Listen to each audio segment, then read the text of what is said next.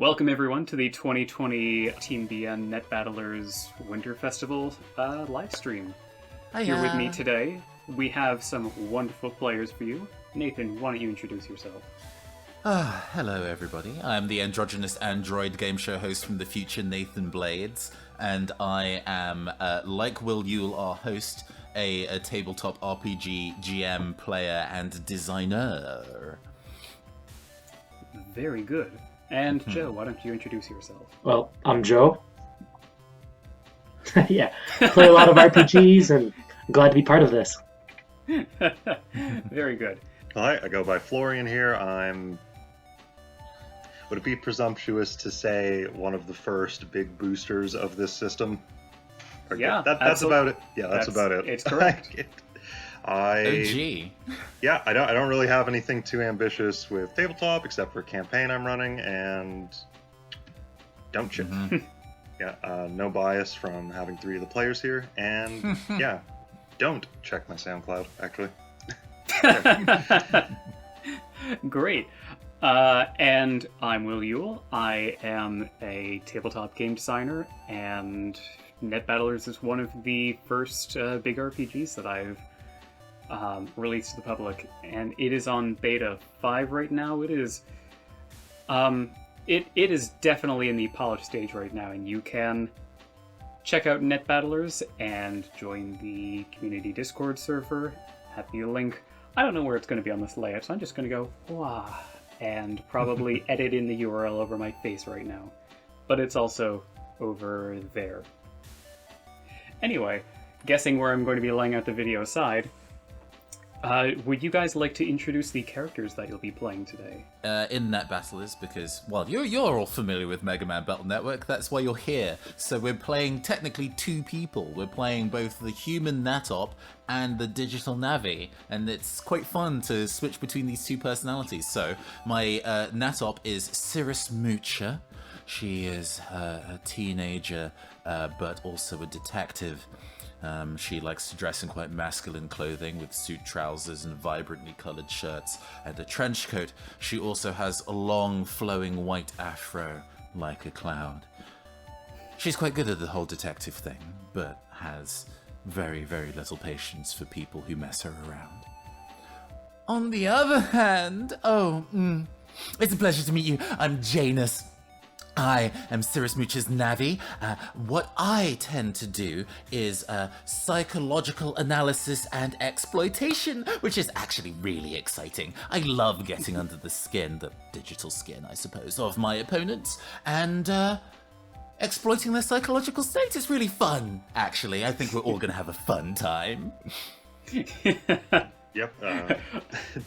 Oh, that card. Yep. Don't we know it? All right. All right, I guess I'll do mine. So my net op for here is Jewel. In the absence of any stylistic sense, I have created someone who is extremely garish. Bright red framed glasses, like a shock of blue in his black hair, and he's wearing a vest with jeweled buttons, pretty like rainbow arrangement down the middle of it. Despite that, pretty quiet. If Cirrus is the straight man of the group, he's at least trying to be professional about this, but when he heard about this pageant, he started thinking, maybe I could win this, and we'll see how it goes. As for his Navi, Axis.exe comes in with the element of crystals. I want to say, if you've seen Mega Man 7's Freeze Man, similar vibe, kind of a spaceman, Sentai suit, jeweled armor, big boots, a belt that glimmers with like his Navi crest on it. He is super fragile, however, basically a big toy. He's really good at coding, but in a offensive pinch, he can also shoot you with laser finger guns. He's a showboater, and while he is also trying to be professional about this, he will be super extra about dunking on people if he can. Very good. And Joe? So, and I'm playing as Nicholas. He's sort of mostly a regular school kid. Like, he plays a lot of soccer. He's like, right on the sports team, hangs out with his friends, decided to get into this official business to get some, work experience, and he's definitely over his head. He's not like like, the super outgoing guy. I mean, he's funny with friends, but now he's realized, oh my gosh, I've got to be in front of a big crowd. How can I do this? But I'm sure he's going to do fine. His Navi is Lucha Man. This Navi was made to celebrate the Dia de los Muertos, and also to show off Lucha Libre. So he is a complete showboater with his skull mask and cape, and he knows an assortment of wrestling moves to throw his opponents, and he can soar through his air gracefully to pile drive his opponents from sky high, and just complete show off over the top. Very fun. Mm-hmm. And I think with that, now that we have the player characters introduced, let's begin the scenario.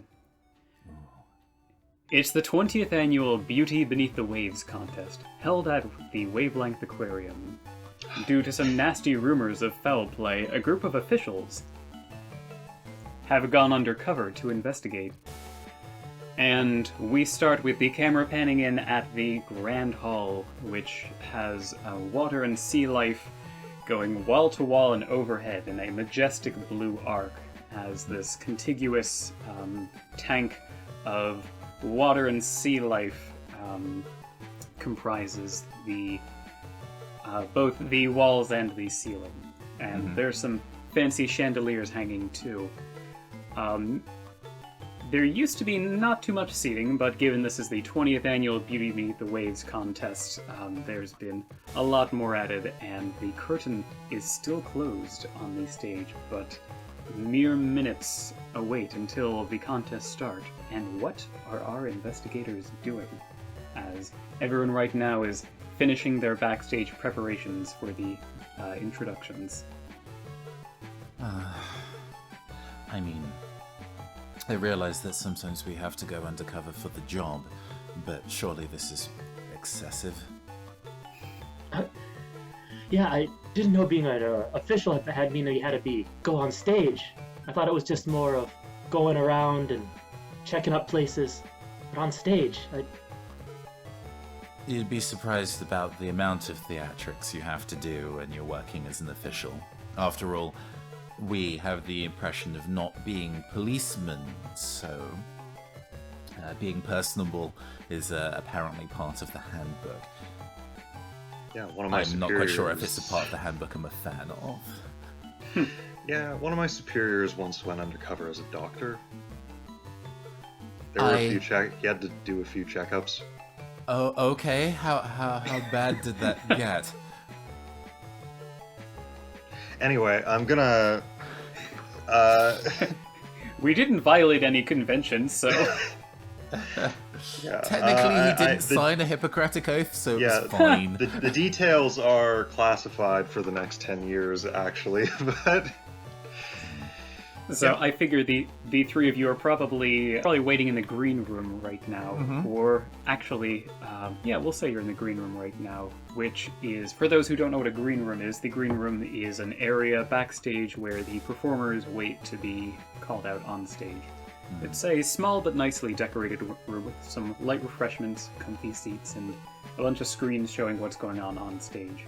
And there's doors to the 3 dressing rooms, as well as a door to the catwalks and all of that maintenance and mechanics and all that stuff. Emerging from one of the dressing rooms is a tall and very well-postured woman, Pearl Seneca. She is a contestant that has won the Beauty Beneath the Waves contest for the past 5 years in a row. And she has brown hair that is kind of like swept over and is hanging down in a it's called a fade, I think, something like that. She has Skrillex hair, except better. An undercut. Thank you, an undercut, yes. And you're not sure if she's actually that tall because she looks like 6'5", or if she's just wearing some very convincing footwear. But she looks at the three of you as she adjusts her, like, opera gloves and says, You three feeling ready for today? I must admit, this is my first time. I can tell. Yeah, You'll guide my hips, won't you? Oh yeah, Jewel already like clenches a fist hard enough you can hear it crack. White knuckling within the first 5 minutes of, of the one shot. Oh yeah, already there's instantly this competitive sizing up going on. Well, if you're feeling nervous, don't worry. This is elimination style, so if you really embarrass yourself out there, I'm sure you won't have to worry about round 2. Wow. So, if I remember correctly, you've won this several years in a row. Indeed. Splash Woman and I managed to always put on a show. What a story to tell. I assume you switch up the routine every year. It wouldn't do to do the same act twice. Cirrus grins. Let's see. Can you give me an easy info roll? Absolutely. I will definitely give you an easy info roll. So, we rolled d6s in NetBattlers. The stats of the operator and the Navi are separate because they are two entirely different people. I roll 4 dice for info, so I'm going to go and do that to chat. I have recently changed my Discord name, so it is actually my character name and my real name, so it's easy to tell that it's me. 4d6 greater than 4 because 5s and 6s count as successes. Let's go. Hey, 2 Very successes, good. so that's a full success. Excellent. And so with that, you definitely know that that Pearl and Splash Woman always try to update their performance to be contemporary. And it gets a little contentious sometimes, as maybe due to her popularity or maybe not, she's been accused a couple times of not being the most original, she considers her work transformative and inspired, but others may consider her work derivative. But regardless of personal opinions, clearly the judges like her well enough. If I may ask a follow-up question with this kind of Certainly. result, what's her relationship with the judges? I think that's a good question. Has there been some goss of 2 of them strutting out arm in arm out of a fancy restaurant or something like that? I think actually, yeah, there used to be one other judge. Yes, she was a very stern judge, kind of picturing her looking like a Meryl Streep, actually. But yes, a older woman, very white hair, and kind of gaunt, serious face. And there's absolutely a couple tabloid shots of her and Pearl at a cafe, and one of them's doing like a ah ha ha ha laugh or something like that. And it's certainly not nothing that any reputable or honorable news publication has been writing a lot about, but It's the word has floated around. indeed, it's the tea. Cirrus makes a mental note of the tea and does not ask any further questions at this time. The tea has been added to the court of records. And so, I think... yeah, go ahead. And Nicholas goes, I'm new to it. Do you have any advice to someone who's just getting started to these? Well, know what the crowd wants to see, and maybe more importantly, know what the judges want to see, and try to do something that, feels genuinely you. It won't do to have someone going around and copying someone else's act from last year. But whatever you do, try to make sure it's appropriately elegant. It's hard to stomach brutes around this place. But I'm sure that won't be a problem for someone like you. She looks you up and down, and then I think starts to walk off as one of the... there's a overhead speaker that's asking for the contestants to start lining up. I think Jewel is going to say, maybe just a little too loud to his teammates. Oh crap, is it too late to change the aqua acrobatics routine? We go first, right? Yeah, you might be treading on her mermaid tail just a little bit with that routine, maybe. Don't worry, I'm prepared. There is quite a large kind of suitcase that Cirrus has, or almost kind of like a makeup tower. Like it's a big black pelly case that has multiple tiers in it that clearly stuff has been crammed inside. There's like a brief kind of flashback to their entrance to the water park and kind of security, and she's like, it's all makeup. And pulls open the drawer, and there is actually a ton of makeup inside. Having kind of like walked past the security, she kind of like does a wry smile, and she has that case to hand now, prepared for her act. Very nice. Yeah, is there anything anyone wants to do before the lineup, or shall we begin? No, I think we're good. Let's get going. There's definitely a lot of checking of pockets on the vest going on right now. So you walk out onto a stage that is currently darkened as the curtains are closed, and there's a couple stage hands who are, kind of repositioning you, and can you shuffle over here? Scribbles on clipboard. Okay, thanks. In a few brief moments, you're waiting, and you can hear on the other side one of the judges, Darius Cliff, speaking, who kind of also acts as the MC. Mm-hmm.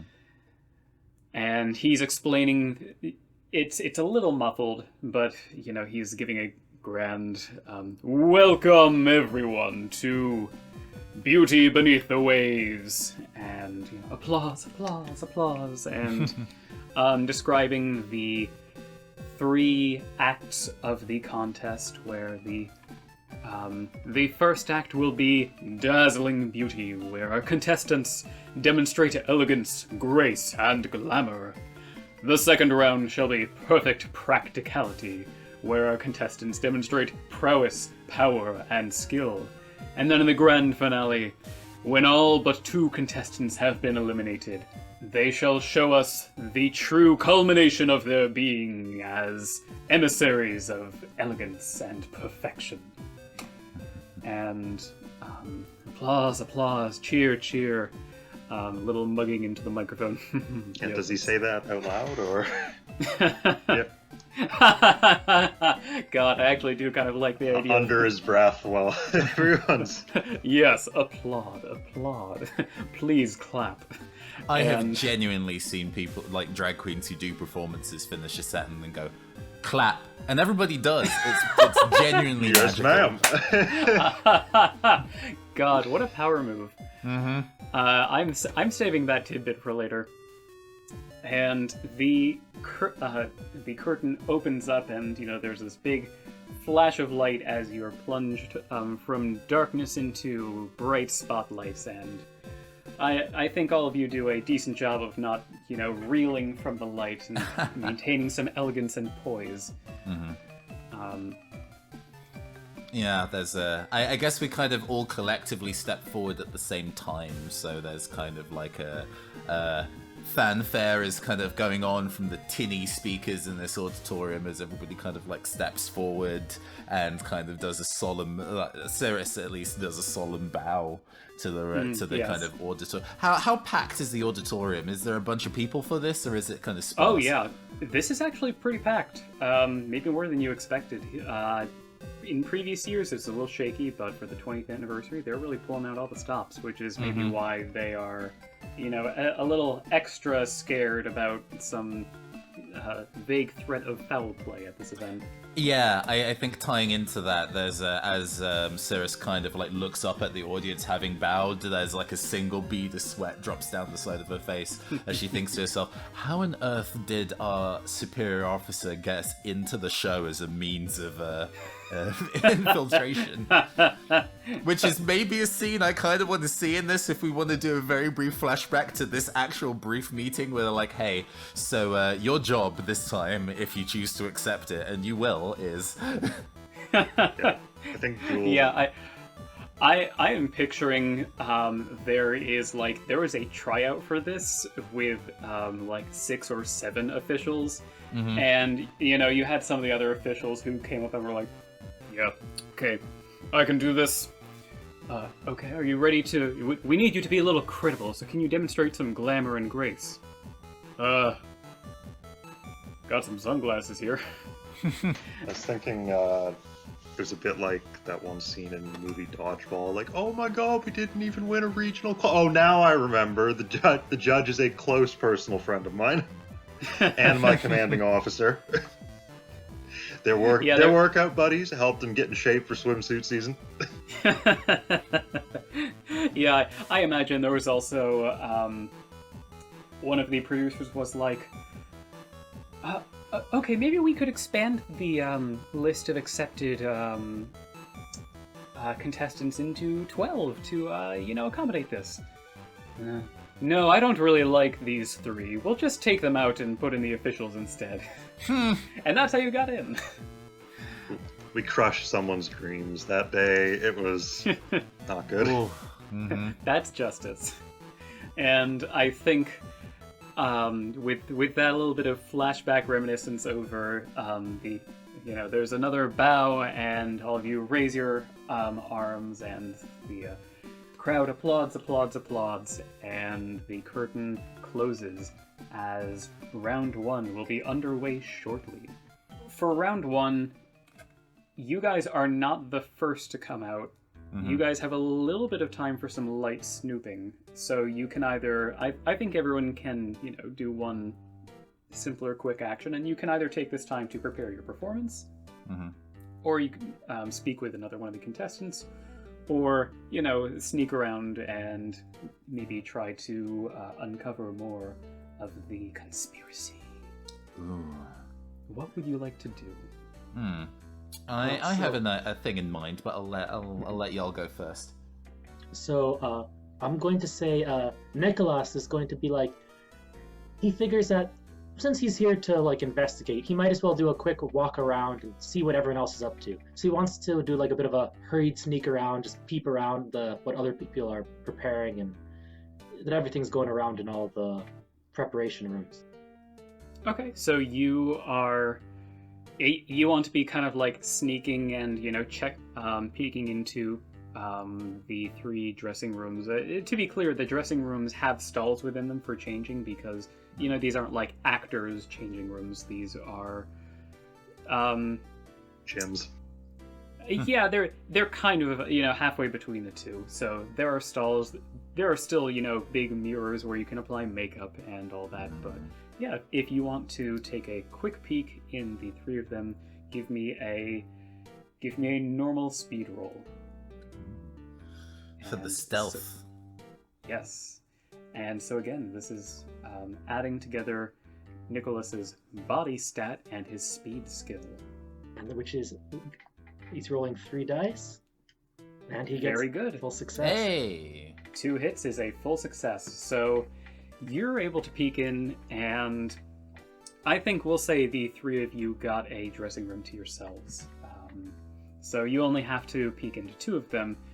All of these rounds are trying not just the NetOp, but also the Navi and how they can synchronize their actions and work together for a good performance.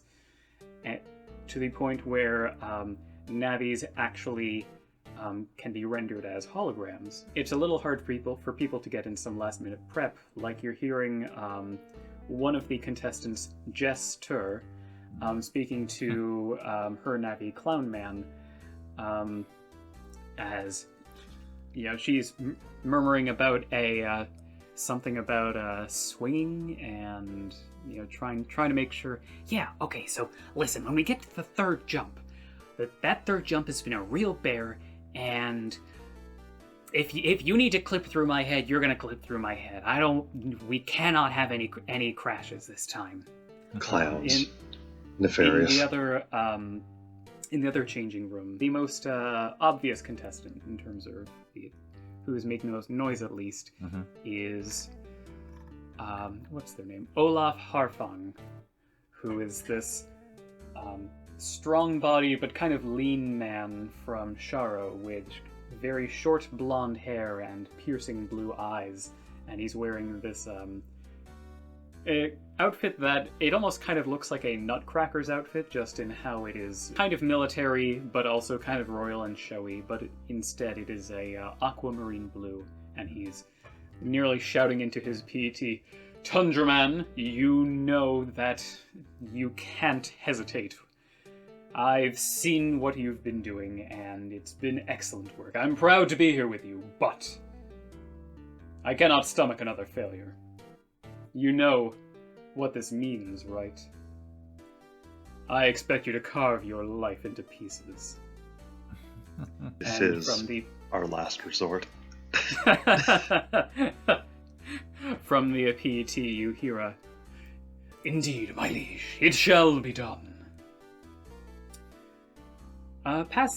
People seem to be very absorbed into their own duties, but yes, others. Well, Yeah, go ahead. Well, I think Jewel might actually be investigating the sound equipment and the holograph projecting stuff. Yes. You know, first to see if there's been any obvious sabotage or stuff that shouldn't be there, and then second, just like hiding behind a curtain and staring at it to see if anyone comes in. So, what sort of role do you think that's going to take here? I could see that either being an info or a sense roll. Well, I'm somewhat inclined towards sense, given the whole 4 dice in it. You know, that's a convincing proposition. All right, let me just... Normal difficulty, you think? Yeah, normal difficulty. Oh, my. Hey, critical Wow, success. Yeah, 3 hits is a critical success. So, you can ask me 3 questions about this this equipment, and I will answer them to the best of my capabilities. All right, sure. All right, so Jewel's got a bit of experience in communications technology. Is there anything plugged in that looks like it shouldn't be there? That's a good question. I think as you are running over this, you're seeing that it definitely seems very by the book. There don't seem to be any obvious modifications to it, though it is a little colder to the touch than you would expect. But that's likely due to some of the maybe due to some of the performances, and very likely due to the fact that this room is encased in 270 degrees by water. Yep, that could be it. Yeah, so other than the usual, this is a public event, someone's messed up the audio equipment, nothing criminal. Okay. Can I ask questions while I'm like in hiding? See, Yeah, sure.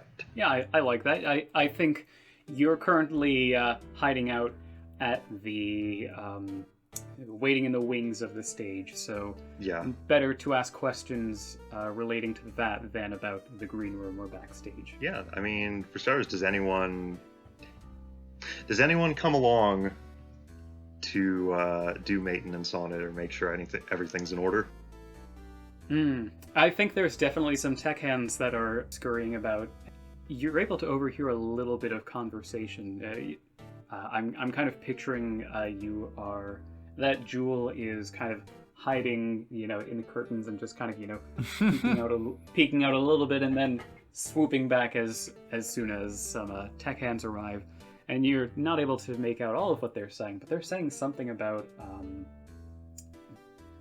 a lock system, and something about things being a little wet. Oh, an electrical fire. That's how we're going to end this session. All right.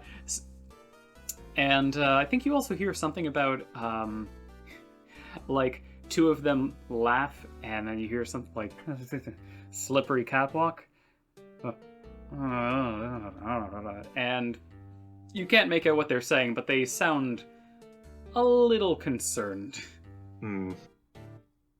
It's fine. I'm sure everything will be fine. Nothing will go wrong. All right. I guess if I have a third question, it's just: is there a doctor on? Is there a doctor on staff? Because there is the fear of foul play, I think they may have someone who is constituting a medical team, but it is basically, we had already hired this person as a stagehand, then we found out that they used to be an EMT, so we are, like, working them doubly. Yeah, so this guy is making so many splints. Yeah, I think, for better or for worse, this operation is more banking on you guys to prevent anything bad from happening than they are prepared to stop the event of something catastrophic. So, good luck.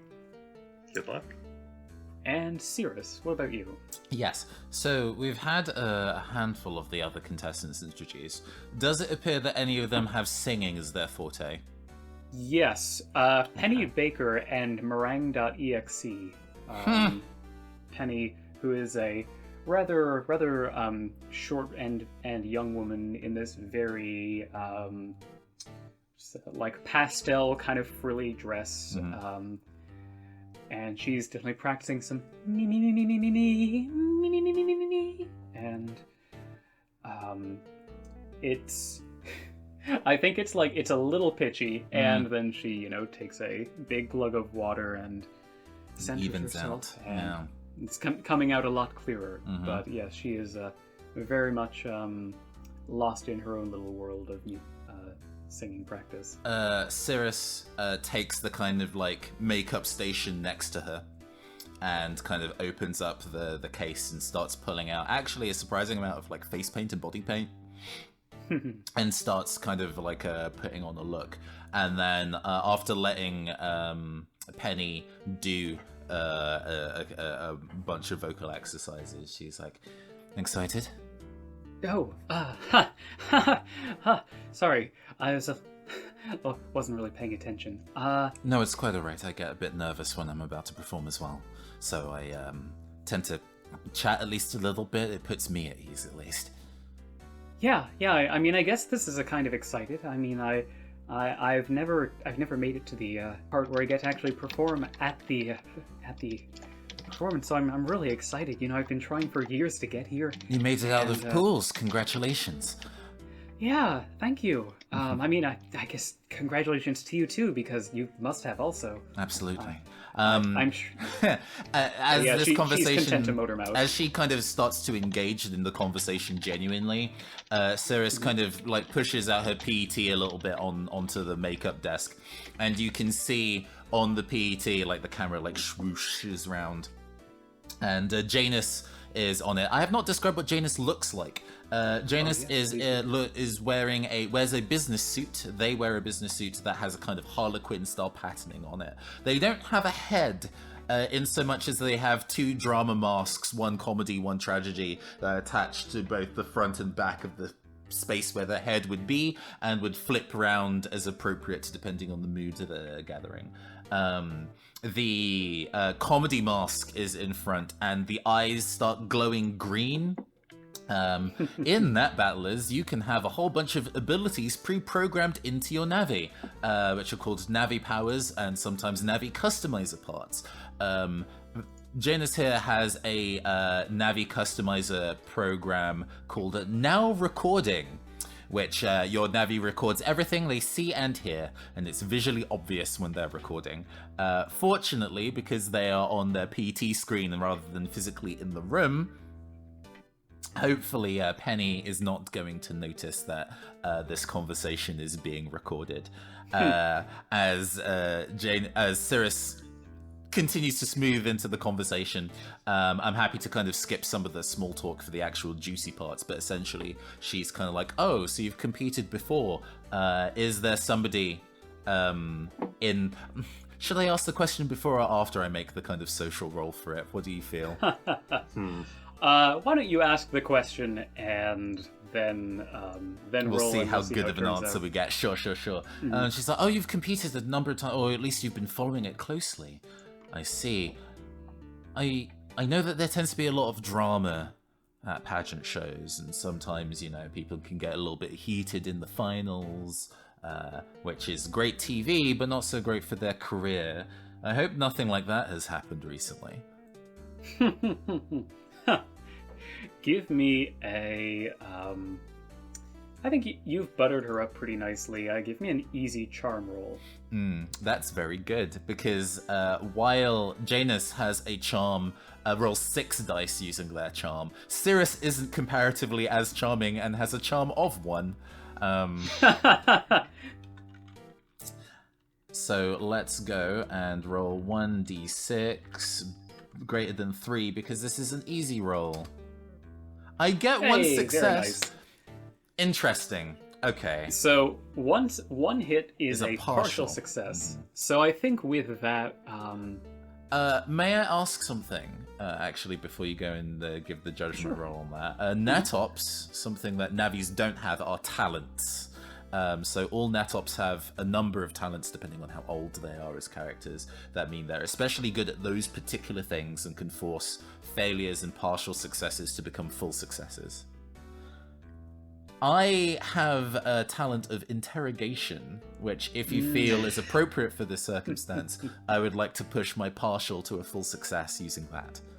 Yes, if you'd like to spend your talent, I will happily let you turn this partial into a full success. I can only use my talent once per session, so it means I can't use that line of boosting my roll again, but I think this is good groundwork for info gathering, so I'm going to use it. Oh, definitely.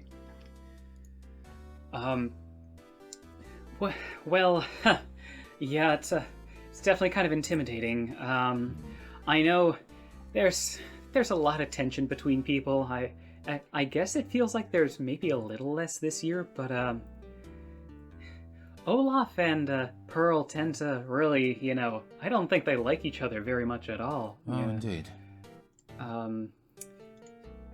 Jess and Bounce Master B tend to be kind of easygoing as far as things go. You know, they don't really like to work together, but I don't know. Olaf and Pearl, they just give me bad vibes, and I just kind of want to stay out of that, you know? Keep posting the good baking pictures to the Insta. Well, you can only succeed under your own efforts, as they say. Yeah, I guess you're right. I'll be rooting for you out there. I think you're going before me, but hopefully your performance will be absolutely inspiring. I think as you say that, there is, from one of the speakers, Kenny Baker, on 5, 3, come to the wing, and get ready. Oh goodness, you're right. Ha, well, good luck, I'll see you later.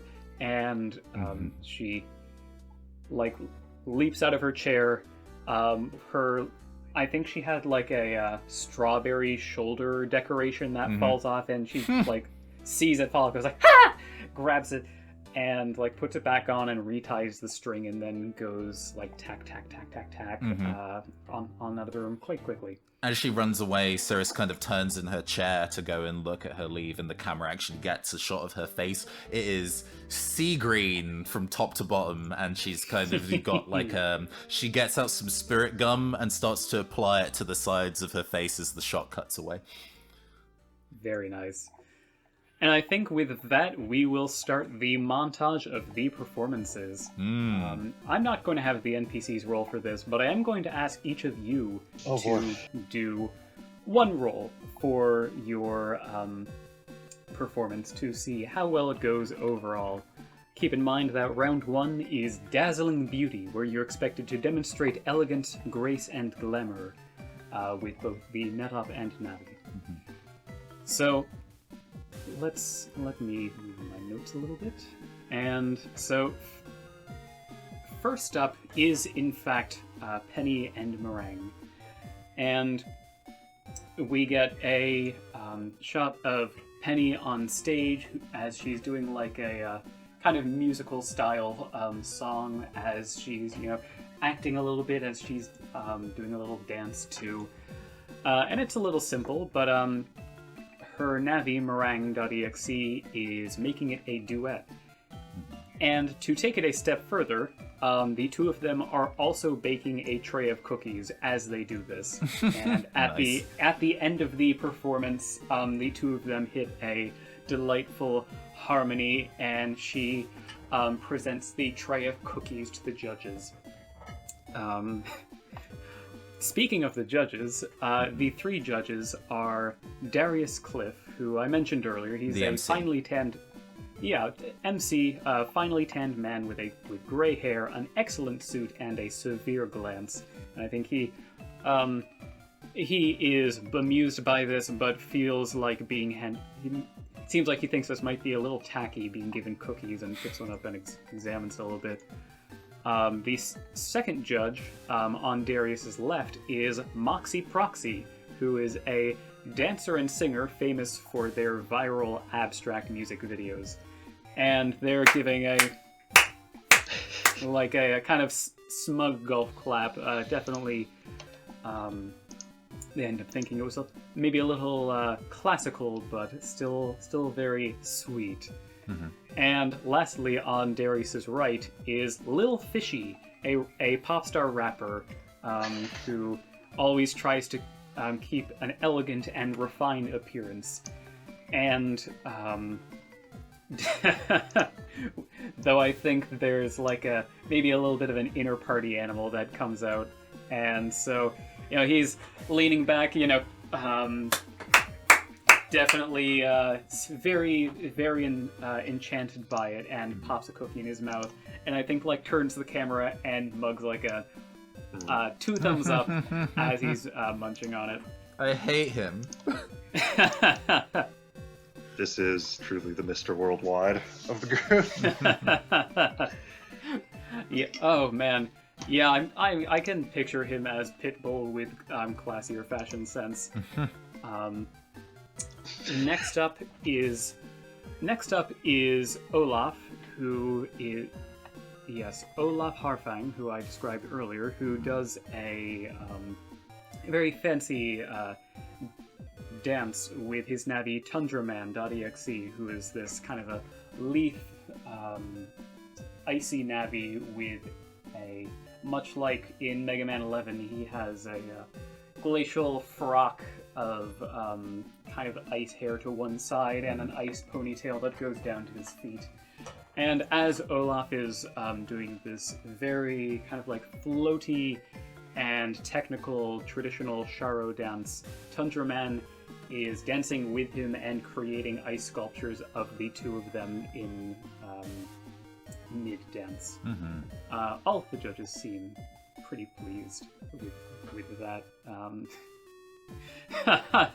I think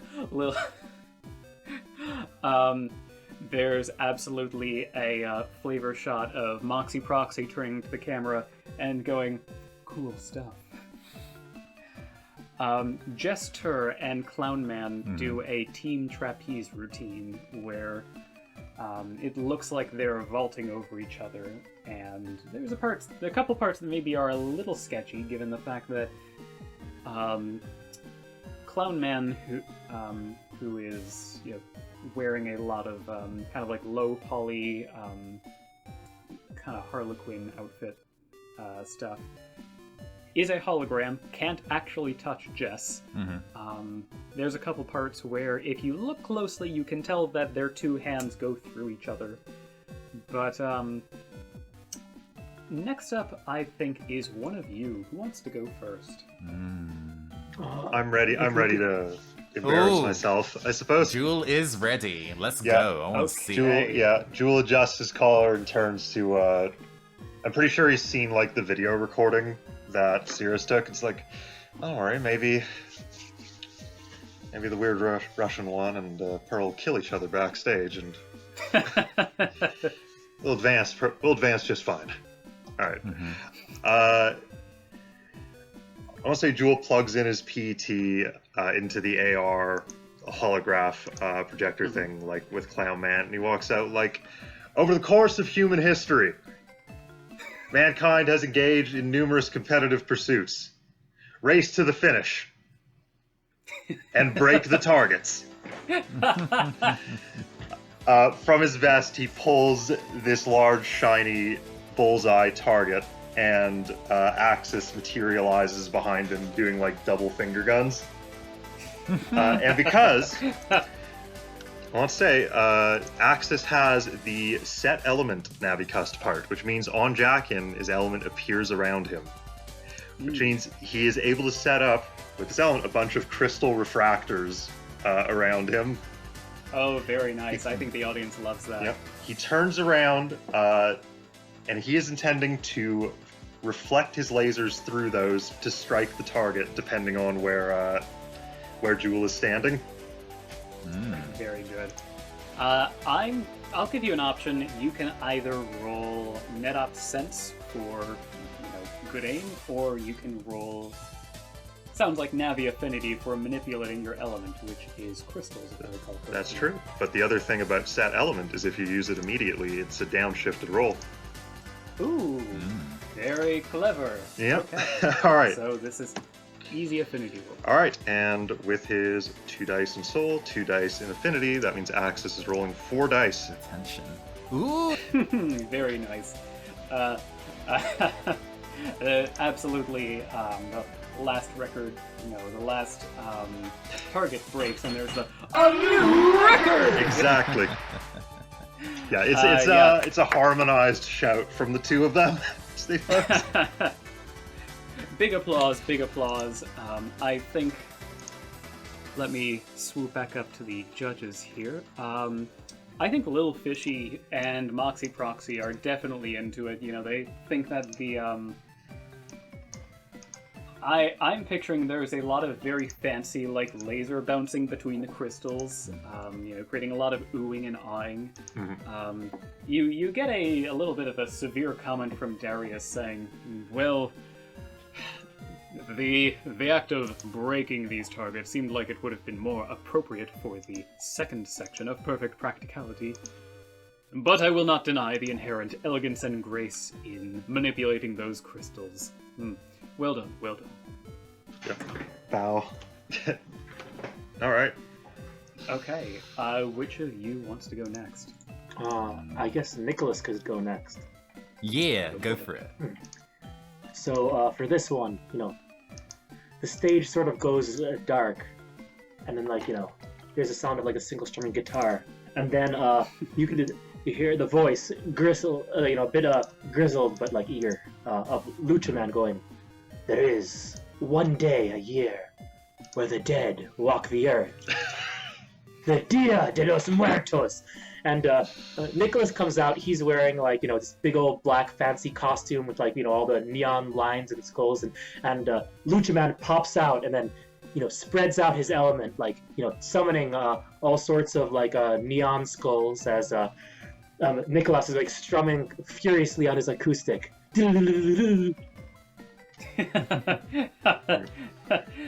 I'm going to resist the temptation to imagine them playing a cover of Thriller. So, yeah, give me I'm going to say either a NetOp charm roll for the musical performance, or, again, I think a Navi affinity roll for manipulating all of these neon skulls and whatnot. I'm going to go with Navi affinity. Fingers crossed. Yep. Yeah, man. So. Hey! Ooh, okay. You're really good successes. today. Yeah, that's a full success. We are gonna eat it in combat. I can feel it. Yeah, I think again there is. You probably had to work with the light crew ahead of time on this, and it's a very fun performance with the shiny neon and black light and whatnot.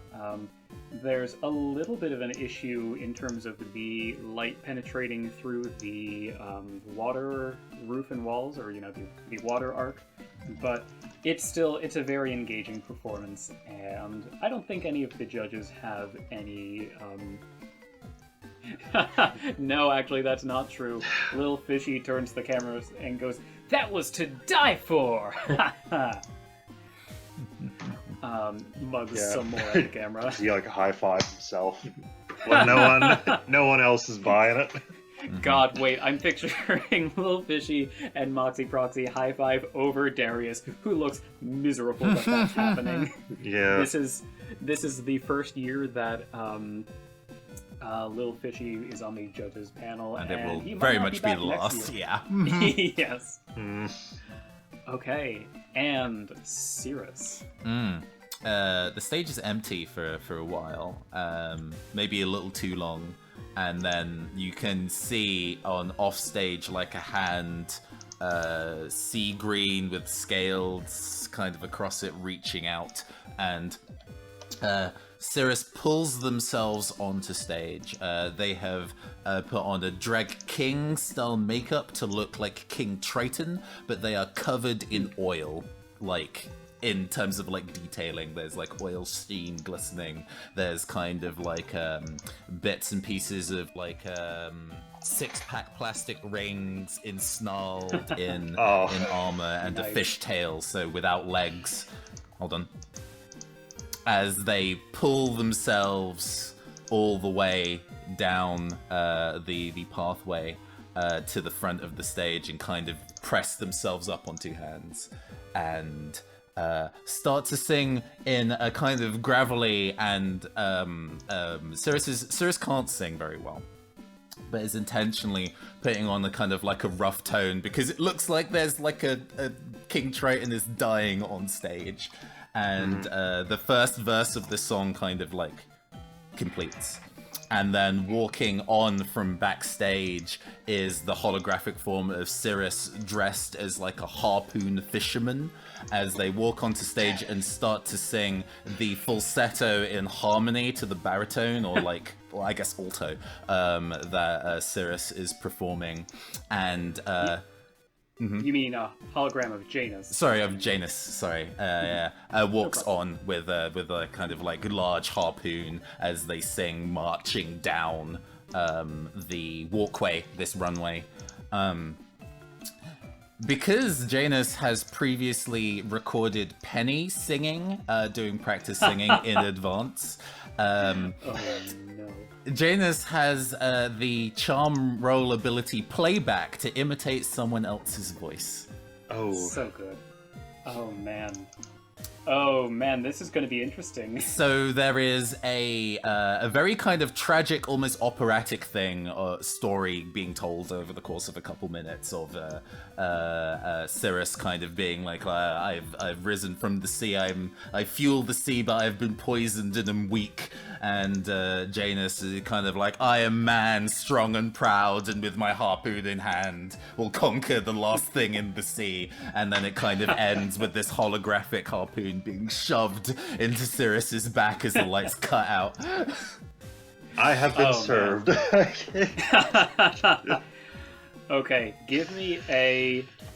Yeah, I want a normal charm roll for this, for, you're rolling playback. Mm-hmm.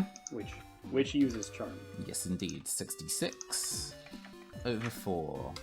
And so because it is normal, it is any dice over 4 count as hits.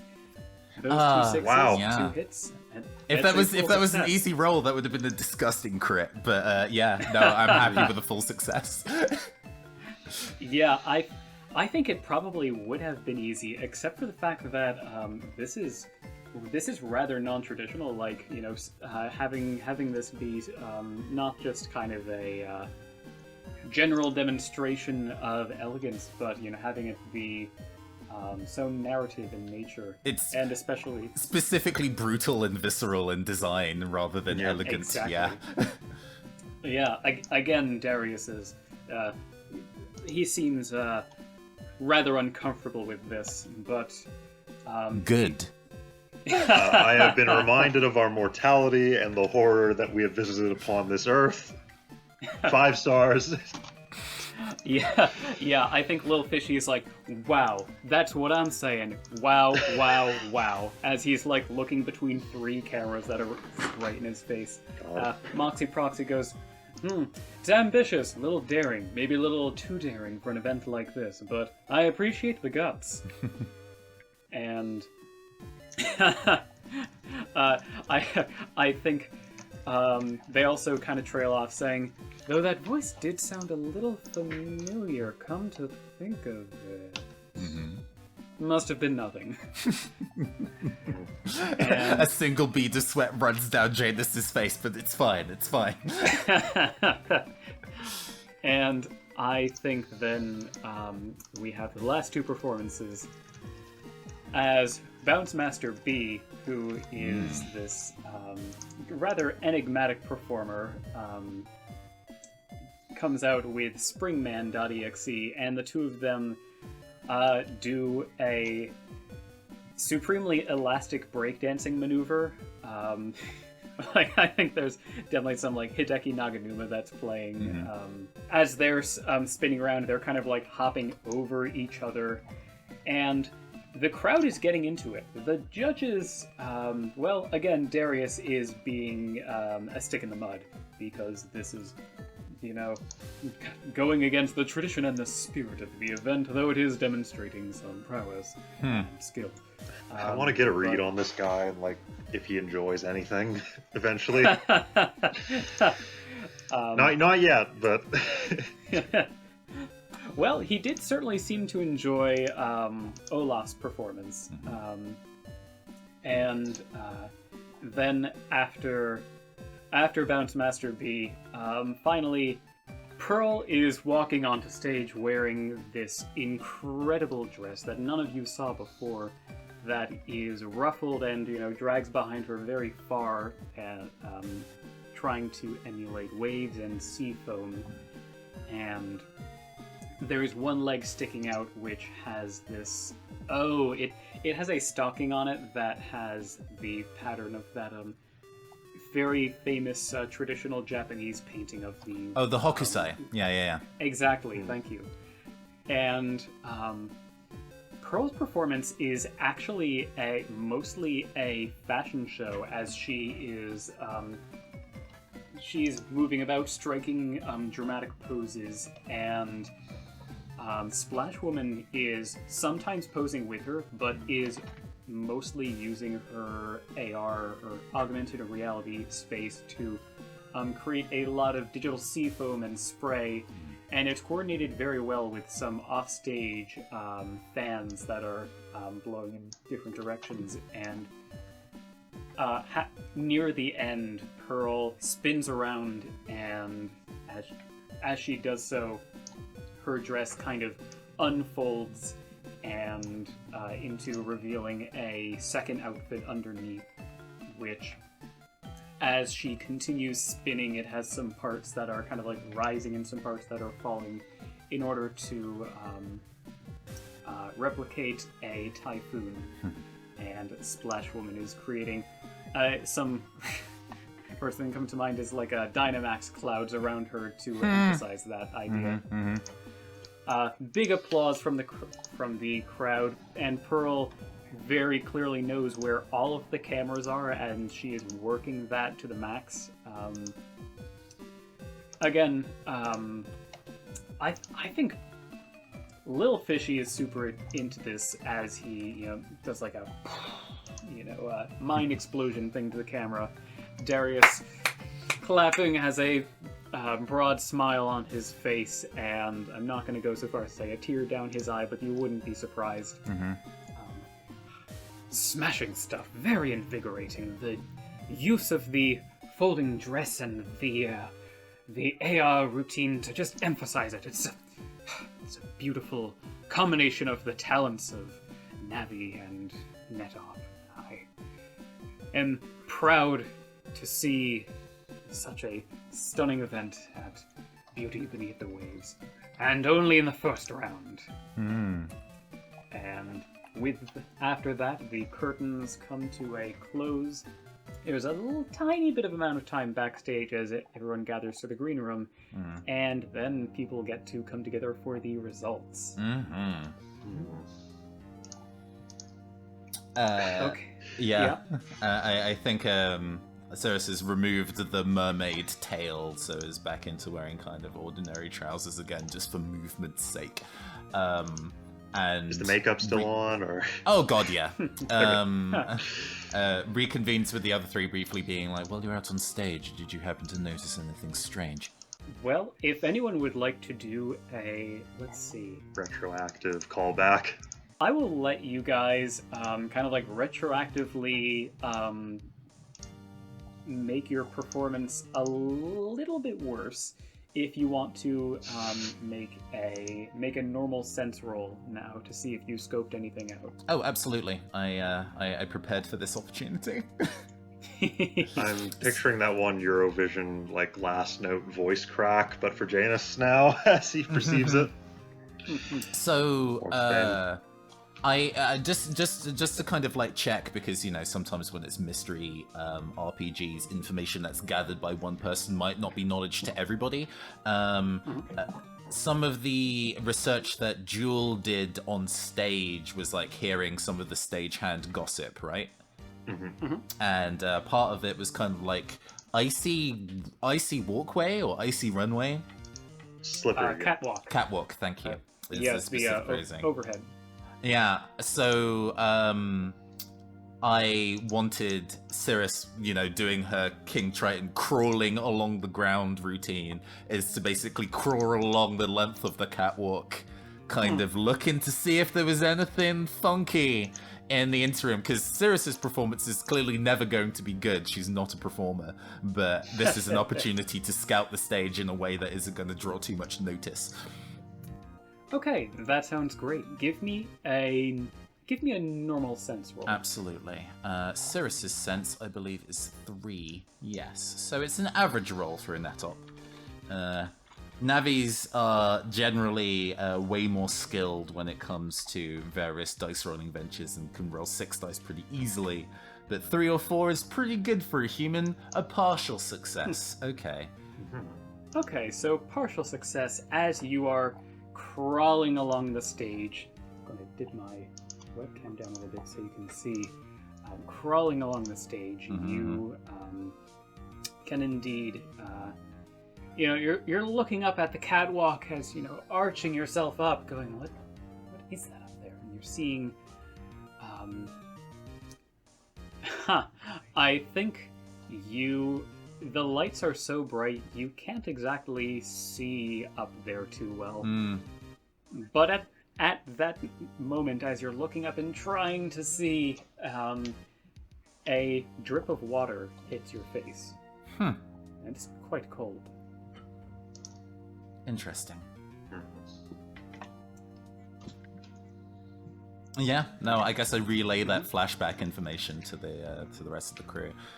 I wasn't able to go and get too much of a read on the circumstances suspended above the stage, but it does seem that the information you got earlier, Jewel, about there being maybe ice or condensation on the catwalk seems to be true. I don't know what complications that could arise to, though. Wonder if we should we inform any of the staff, or well, I mean they know, but they seem to already be aware. But if we don't all make it through to the next round, at least one of us should go and investigate while the rest are performing. Yeah, or we could probably ask around and see if anyone's going to be up there for their event. Could be sabotage. This seems likely. Hopefully that kind of sabotage is better than, say, dropping lights or walkways onto people. That would be... But who knows? Did either of you two find anything else additionally on the catwalk or on the stage? Oh, I was too much into my act. Going for gold, I understand. Yeah, Jewel is like, well, I certainly didn't interfere with my routine any, but I might have happened to notice while angling, while peering through those crystals. Is that another NetOp sense roll? Yeah, if you want to make a hard NetOp sense roll, yeah, we can have this not affect your routine. Yeah, I think there's going to be enough of an ego trip here that he's going to try to have done it in the heat of the moment. Oh no. Okay. Let's see. Yeah, I feel like he's going to start by reminiscing and then pause and go, Listen, I've seen enough cooking shows. If me being slightly off theme gets me disqualified right at the end, I'm gonna be pissed. I mean, you can absolutely get some information if you want. It will just come at a cost. All right. Okay, so I think you at one point were looking out amongst the crowd as you were leveling your laser blaster, and you noticed that there were a couple of the techies who were seemed to be standing around the main entrance to the grand hall. Mm-hmm. They didn't really appear to be doing much right then, like they were standing around it and talking, and one of them motioned to it. One of them seemed to be jacked into it. There's a call over the intercom. All contestants, please line up for the results of the first round. Thank you. Mm-hmm. Well, shall we? I'm sorry, I can never tell what they're saying through that. I'm pretty sure we're going to be told that at least I haven't gotten through to the next round. Oh, the tragedy. I think with that, the three of you join the lineup, and some of the stagehands are actually shuffling you all about a bit. Well, the names that I call, please step forward. Congratulations, you have survived this round. Fair. Oh man, you hear Darius giving some more, more talking about, thank you to all of our contestants for dazzling performances of grace and beauty. And now we must see which have the privilege of moving on to the second round. Curtains, please! A hush falls over the crowd, and Darius takes out a slip of paper from his breast pocket and unfolds it. Jewel, please step forward. Yeah, there's a sign of the cross as he goes forward. Collar tug. Despite your unorthodox presentation, the audience and the judges found your display elegant enough to proceed to the second round, where you may perhaps put your efficient pursuits to a more appropriate purpose. Elegant enough. Wow. Yeah. Darius, it seems like Darius was outvoted on this one. I think I can see it in his eyes at that point.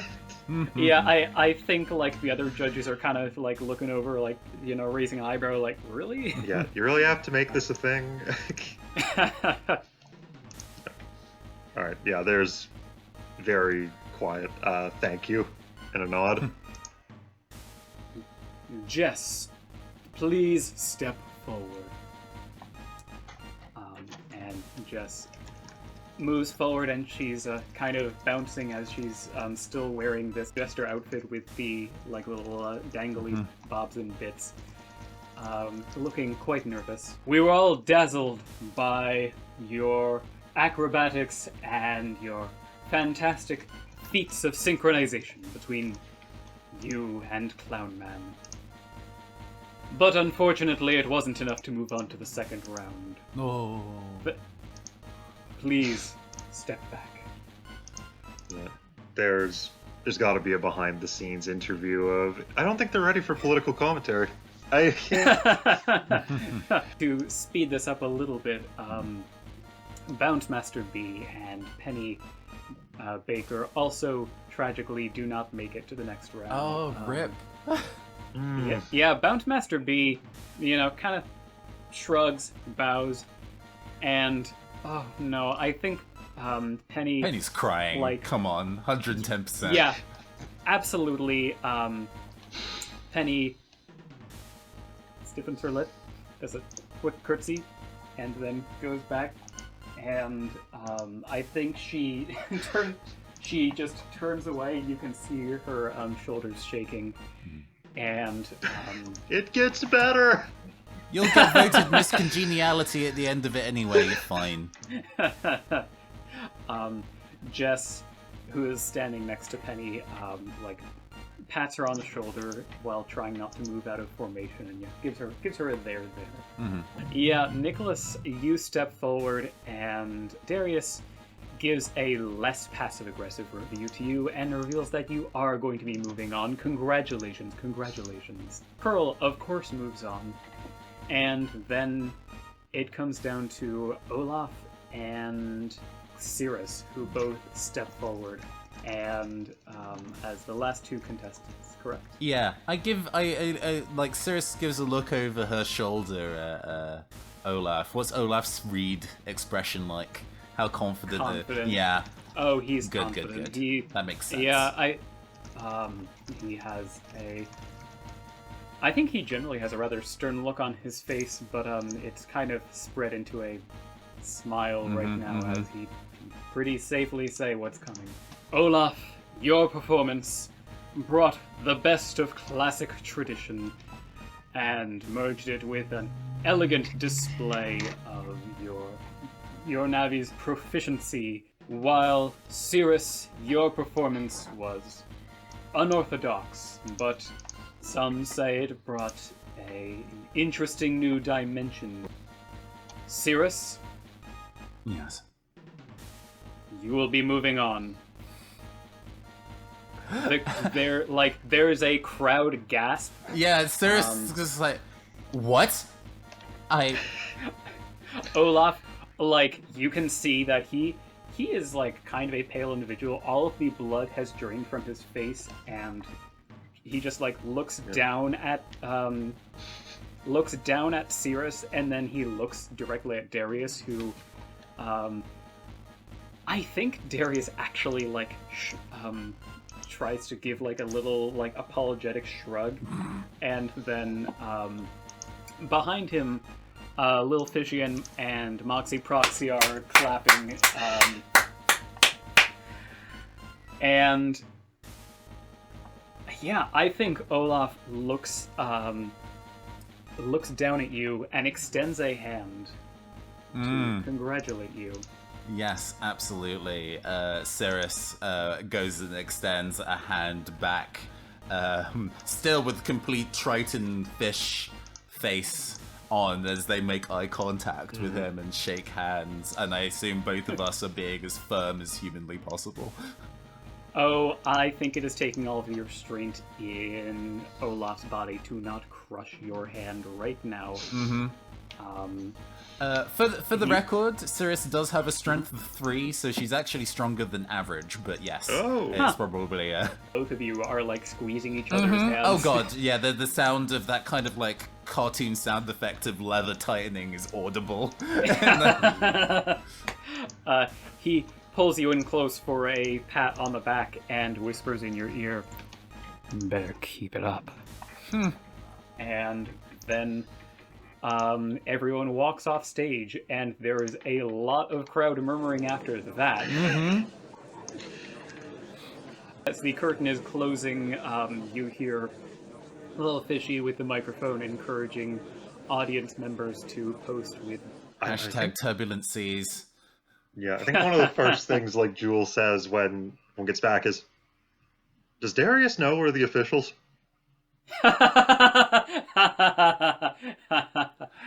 I think there's a solid pause, and then Cirrus goes, "That's actually a very good question."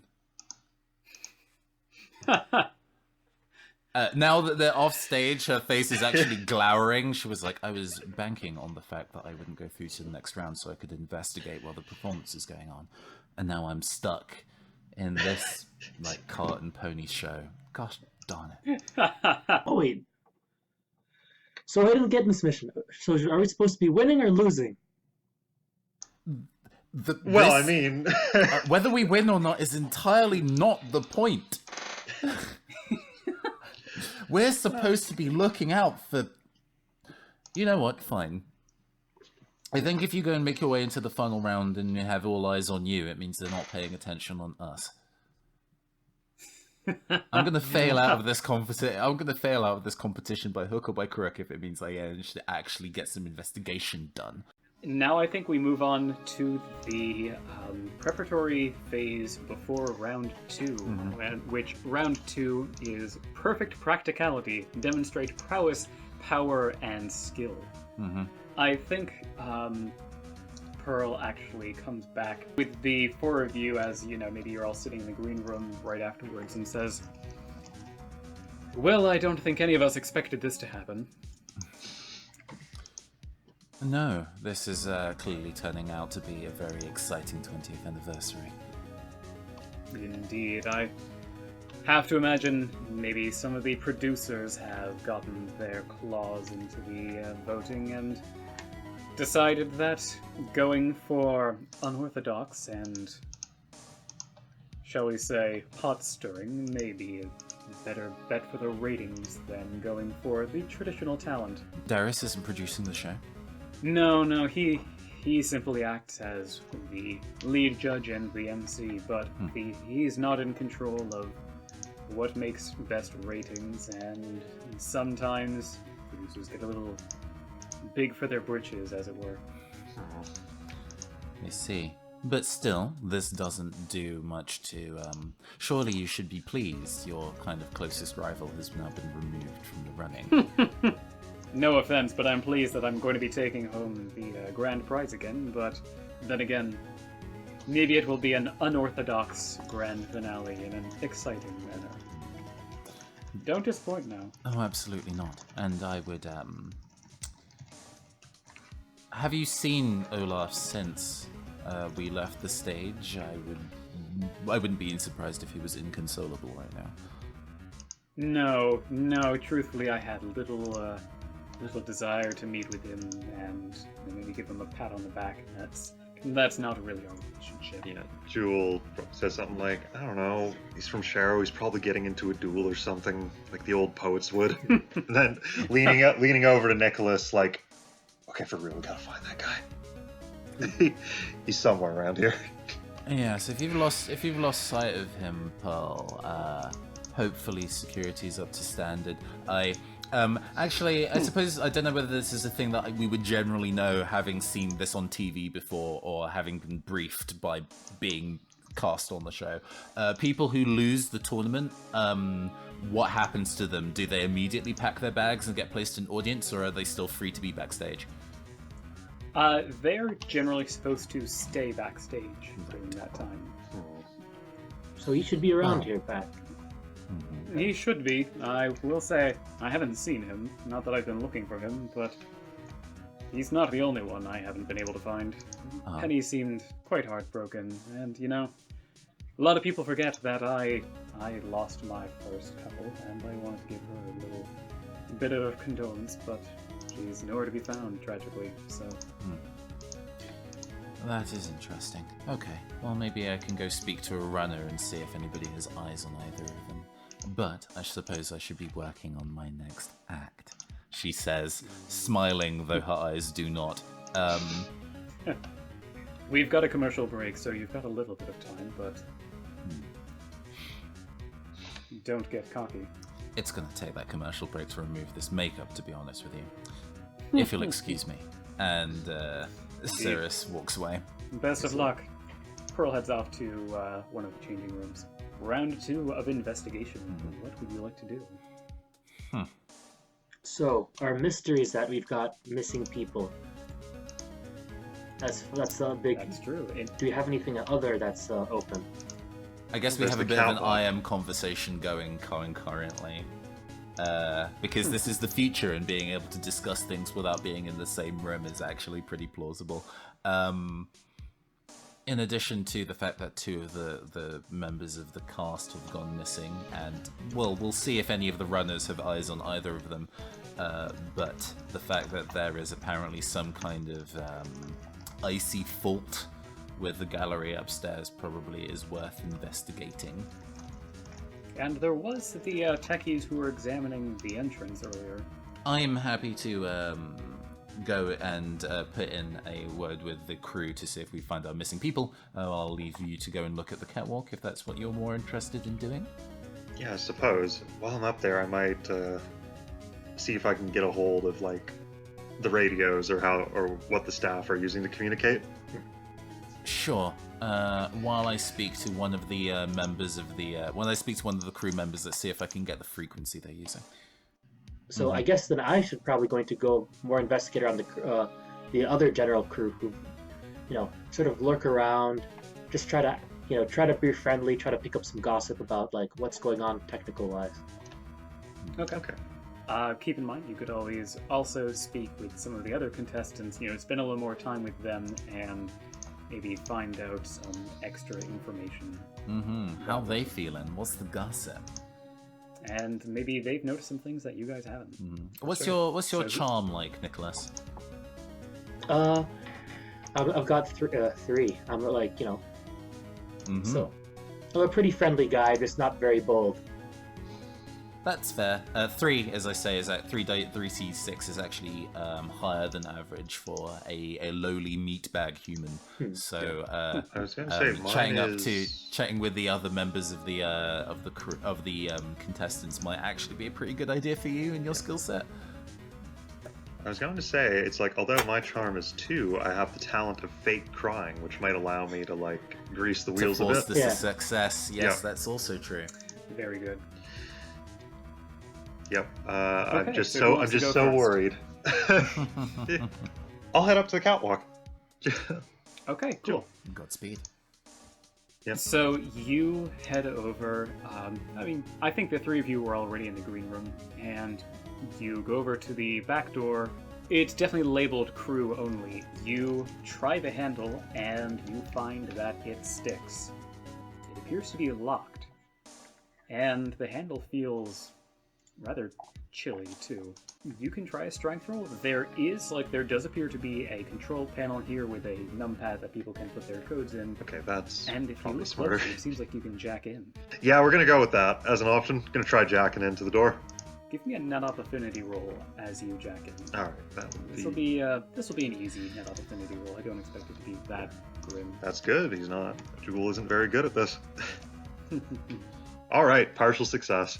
You jack in, and the inside of this network looks like a kind of like an overlapping layer maze of different catwalks. All right. I was gonna say with the jack in, he pulls out the PT's got not real jewels, but like bedazzled border around the screen as he pulls out the cable like it's a lawnmower pull to start. Revving. Yep. I was gonna say there's banter, but it's very quiet at first. Just Shining Ranger, Axis.exe, let's go. Yeah, when you enter, there are a lot of Mr. Progs that are wheeling about to and fro along the catwalks. I'm kind of picturing this as maybe even a little like MC Escher-esque in the sense that some of the catwalks are going up and the Mr. Progs are just seeming to be wheeling up that. You don't see an obvious control panel in sight, but you jack in, and I think like you meant to just step out of the way as a Mr. Prog goes, wheeling right by you, and just like, excuse me, and starts wheeling right past. What would you like to do? I think that Axis. That reminds me. Not only does Axis come in with the jewel crystals around him because of set element, he also has the NCP search optimized, which means you pick a descriptor and NPCs will associate you with that word unless they know better. Very nice. What word do you choose? Well, I don't think the Progs know better yet, so I'm going to say official, not as in the Cybercop, but like this person probably works here, has that sort of official bearing. Reaching out to tap the Prog that passed him on the head with a quite... Yeah. I think maybe even like pluck it up by the little ear hand flap to make sure it doesn't scoot away, and it goes like, ooh! Oh! Sorry, I didn't recognize you at first. I thought you were just another one of the contestants that came jacking in here. I don't know why this place is so popular all of a sudden, but it's really getting really hard to get running about and doing the work that needs to get done. I mean, like, I've got to get the filters ready for Yeah. Yeah, Well, Axis is performances. lowering a hand to like wave in front of its face while it's rambling. Oh, Just- yes. How can I help? Yeah. Speaking of your job, it appears that some of the maintenance passageways are. The proc goes, right, yeah.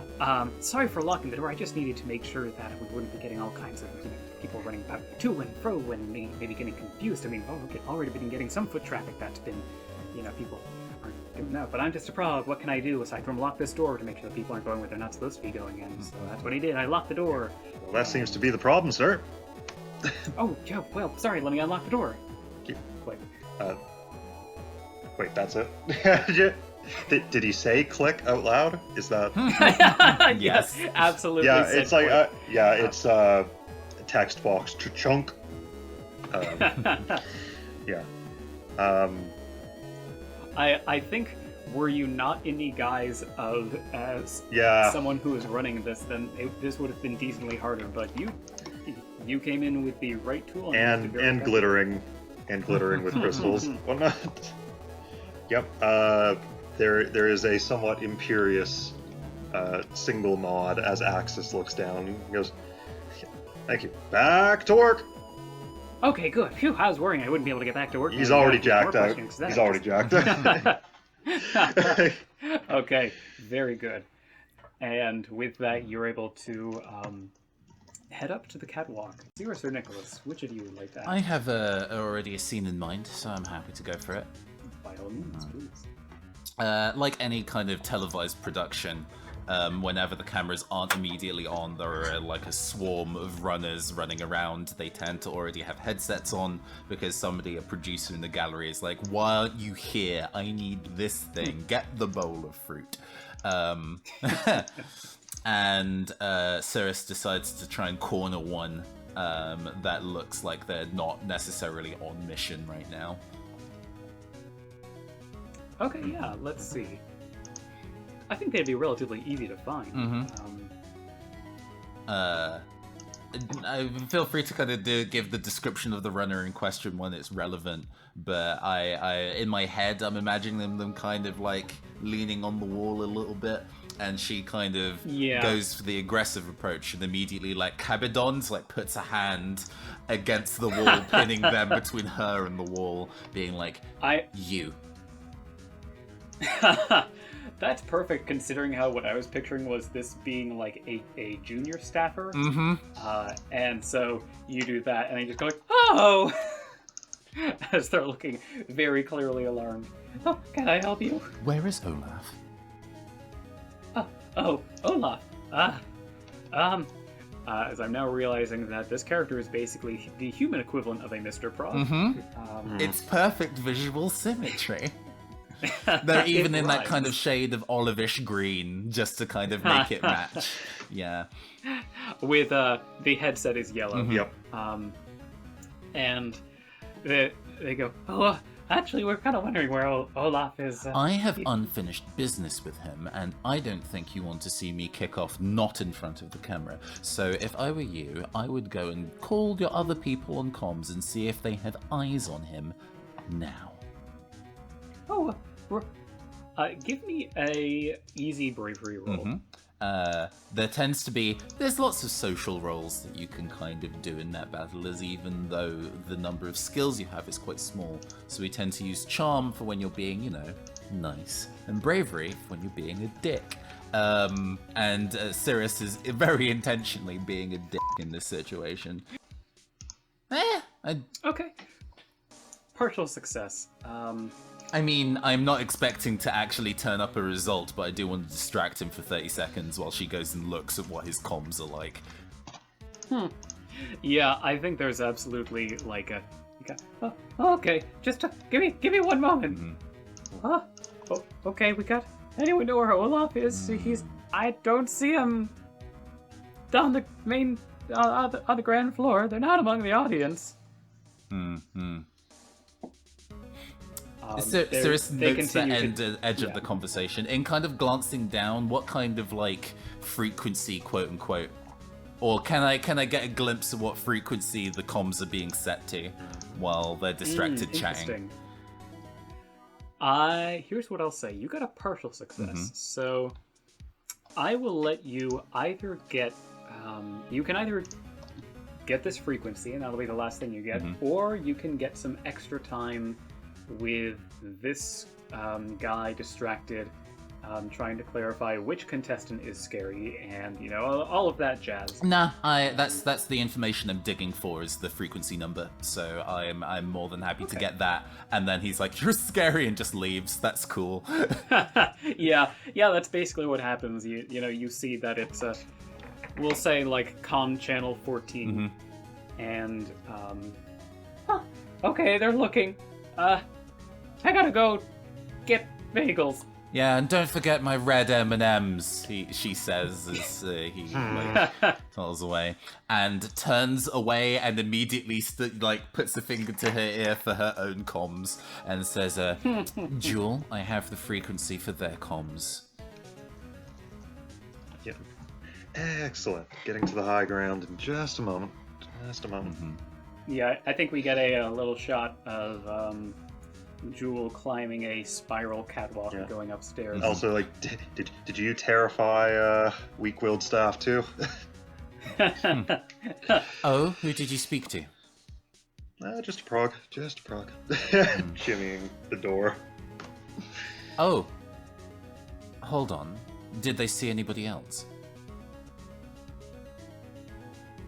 Yeah, just pausing on the stairs like, oh. Well, they said there was a lot of foot traffic. Hey, wait, they said there's a lot of foot traffic. Just a little too loud. I think on the other end of the conversation, it's like a picture-in-picture kind of shot, and you see like Cirrus's expression just kind of cloud over to nothing. If you wouldn't mind going and checking to see who the prog saw, that would be great. Excuse me a moment, I have something else to go and do. Yeah. And she hangs up the call and goes, "Mother!" and then cuts away to whatever the heck that Nicholas is doing right now. Yeah, I think, we get that mother, and then quick cut to seeing a school of fish swimming away. Nicholas, what are you doing right now? So I'm going with a more sugar rather than sour vinegar. method. Yeah. And I'm going to try to warm up to some of the stagehands. Get them a cup of coffee if someone's working hard, and it was like, yeah, thanks a lot for helping me set up those lights. Show. Where in this do you want to be helping someone? You'd be helping someone in the green room, in one of the changing rooms, in the grand hall. Choice is yours. I'll say wherever you're working may change the kind of information you get. I'll say in the grand hall, like one of the people who are looking out the doorway. Okay, yeah. I think it's fair to say, you bring some coffees over to a couple of the stagehands who appear to be techies, judging by the ugly pose that they're wearing. Mood. Who are fidgeting with the panel and are currently jacked into it. What? Hey, thanks. Yeah. Aren't you one of the contestants? Yeah. I just came to say a big thanks to helping me set up the holograms. Lucha Man was really insistent on having those glowing skulls, and you guys made it look really nice. Oh yeah, I mean, sure. That's kind of the fun part of the job compared to this. Oh, this just looks like a door. I bet there's a lot of stuff that goes into it. Well, give me let's see. Give me an easy charm roll, because you did a good job buttering them up a bit. Let's see how much information you're going to get out of them. So I'm an all-around charming guy. Let's see how good I'm do this. A partial solid. success. I don't like the trend line of our successes over this session. So partial success. Taki says, "Well, I mean, normally it is simple, but there's been something up with this door. It's been kind of sticking a bit. checking in, just seeing if there's anything that's been going weird with it, and I mean, we can't really see what's causing it. Navies are saying it's not exactly comfortable in there. But I don't know whether if there's some stuff, Luchaman's he's pretty good at moving stuff around. Oh, aren't you being called on pretty soon? Oh, I've got a bit of time. I'm not the first act. I think with that partial success, you'll find that you are the first act, my friend. I mean, if you want to jack in and try and to move some of this stuff around, I mean, you can give it a shot. But I don't know. It might be bad if you're not on stage starting off. I mean, what are the odds? Okay. So we'll skip the affinity roll and say that you jack in, and this network basically just looks like a giant cube of doors put together. There's like a control panel and a couple like weirdly mechanical parts in there. Like I think some big hinges that you see some normal navies trying to and push it back into place. So Luchaman, of course, is going to, seeing some smaller, weaker navies struggling, is going to go over to Flex. It's like, looks like you need some special assistance. I like the idea that you flex and then just continue to not help. So then, we're doing a calendar shoot here. Okay, that helping is eventual, but the flexing is mandatory. Fair. So here's what I'll say. You can give me a hard strength roll, and this will be over very quickly, regardless of what happens. Or you can give me a normal strength roll, and you might be late. Or you can give me an easy strength roll, and you will be late, and people will be upset with you. I'm going to go with normal. Okay. Yeah, give me that normal natty strength roll to see if you can reset one of the hinges on this. Ooh. Partial success. With your bulk, you're easily able to, kind of step aside and, and there's a satisfying click as the hinge goes back into place. There is a much less satisfying click as you hear a door open and a virus pops out. This is a shrimpy virus that looks like a big red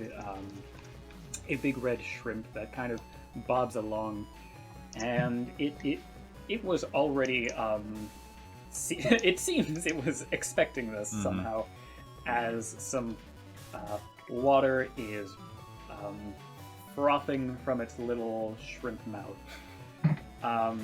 This, I think, again, this is kind of MC Escher gravity, as this door was like in the floor, and the shrimpy just kind of like pops out.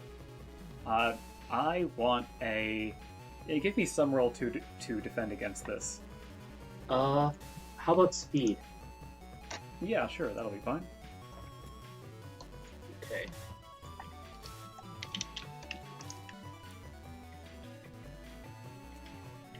I got Okay, Right. full. very nice, and Sure. Shrimpy attacks. It missed. Ooh, but that actually Yeah. is relevant for a power of mine. Oh no. Grazing Ooh. power. When I successfully defend with speed, I get 2 dice to my next rolled attack.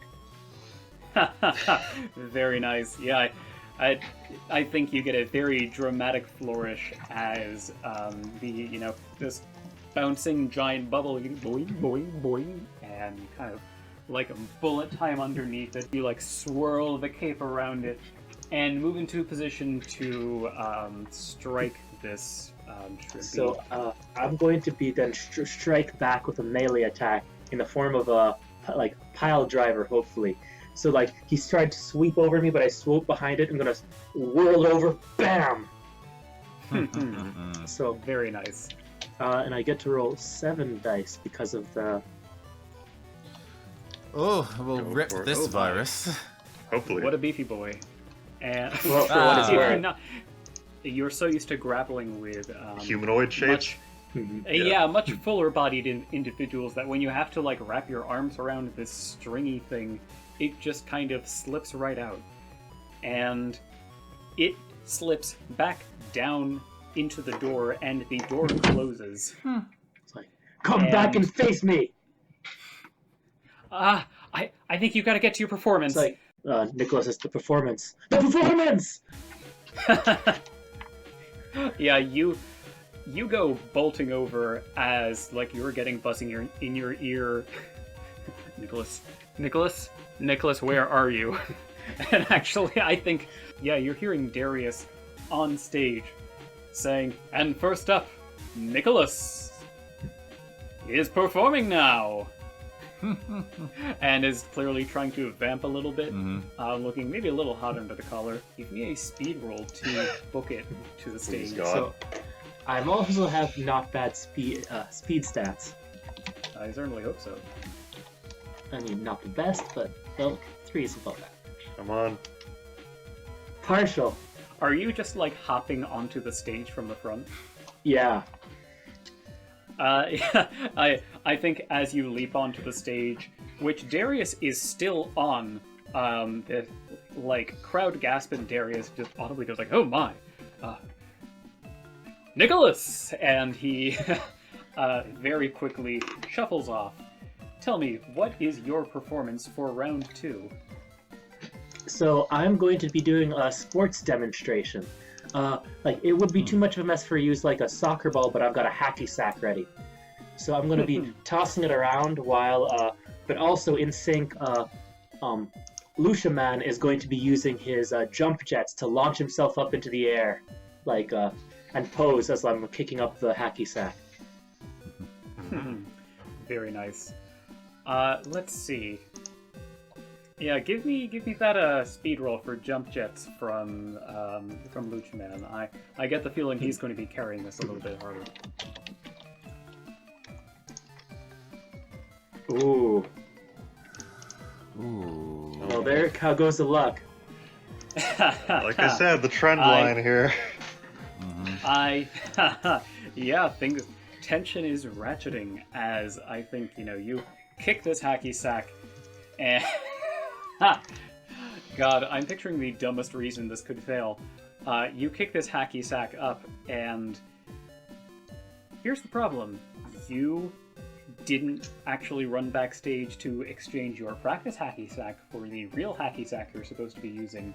This practice hacky sack is a normal hacky sack and does not have any of the fancy, like, retro motors in it that would allow a Navi to actually interact with it and send some sort of impact. So Lucha Man does like a fantastic arc through the air and kick, and you just watch his foot go right through it.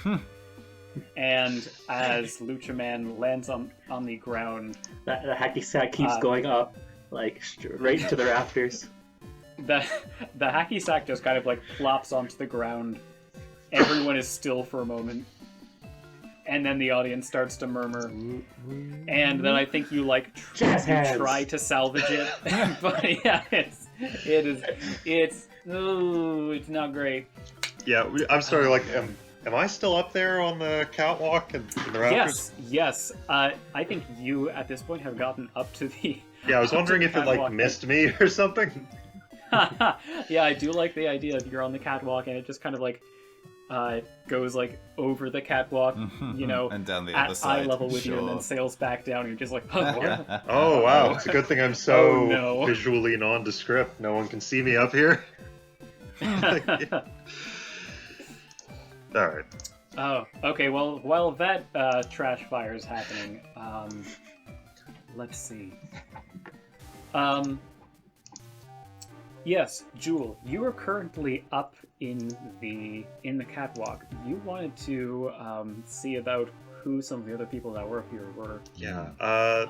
Though I was gonna say, like, if I'm looking at the catwalk, does it look like it's iced over, or? It looks like there are parts of it that are a little soggier than other parts. maybe someone was going through with, Wet boots. You know, maybe someone had just stepped out of the rain or something like that. What if someone came out of one of the aquarium? No, screw it. Screw it. Axis, what was the frequency that you gave us? Sorry, can you patch it through? Do like a crystal radio kind of thing here? I believe it was channel 14, if I recall correctly. Yep. So what would you like to do? And also going to give Cirrus a chance to help out here, as both of you are on the same frequency. All right, we can be super Well, intimidating. I guess we're kind of on two. There's the officials frequency where we've been private messaging each other, but we're also both listening in to the runners and gophers being kind of like, wait, where's Olaf? Where's Penny? Heading to this direction. Because if somebody's kind of like, right, I'm going to go, yeah, I'll follow your orders, I'll go check the gallery. Us knowing that is very useful. So, yeah. I think and near the end, I'll like shoot my bolt, so to speak, and ask out loud, like, has anyone seen, what kind of foot traffic have we been getting up here? Yeah. And then fake cry, of course. Oh, actually, yeah. I think Cirrus direct messages you, being kind of like, I have left a tool in the gallery who was the last person who was up there. That kind of plausible lie, or like somebody didn't tidy the cables away who was the last person up here. Yeah, starts. So he taps his earpiece or whatever. Probably just holding up a PET with a little mic on a string. Well, all staff. Who was the last person up here on the catwalk over the stage? Looks like. Which one of you screwed the pooch up here? Last person up here, well, jeez, we're running about to and fro, but there's one of the contestants. Did what? Someone in blue. Was he just going swimming before he came up here? I don't know. I've been trying to figure out what happened too. Man, I swear, people are. It must have been one of the technicians on the other side of the catwalk. I don't want excuses, Chief. I think one of the aquarium managers must have been down here meddling with the pool, maybe fixing the pH or something. I don't know. They're not supposed to be coming around up here and heading over there, but it's.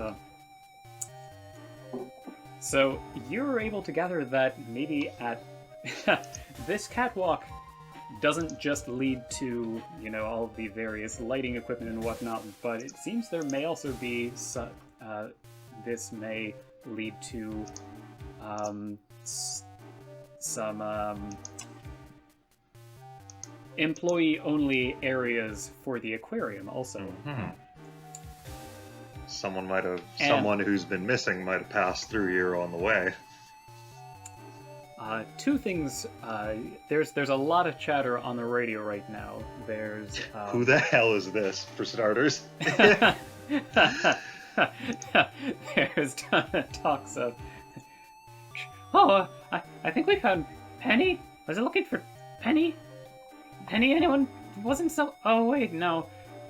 And then also someone else saying, "Okay, Pearl, you're going to be on in just about a minute. You better scurry over to the wing.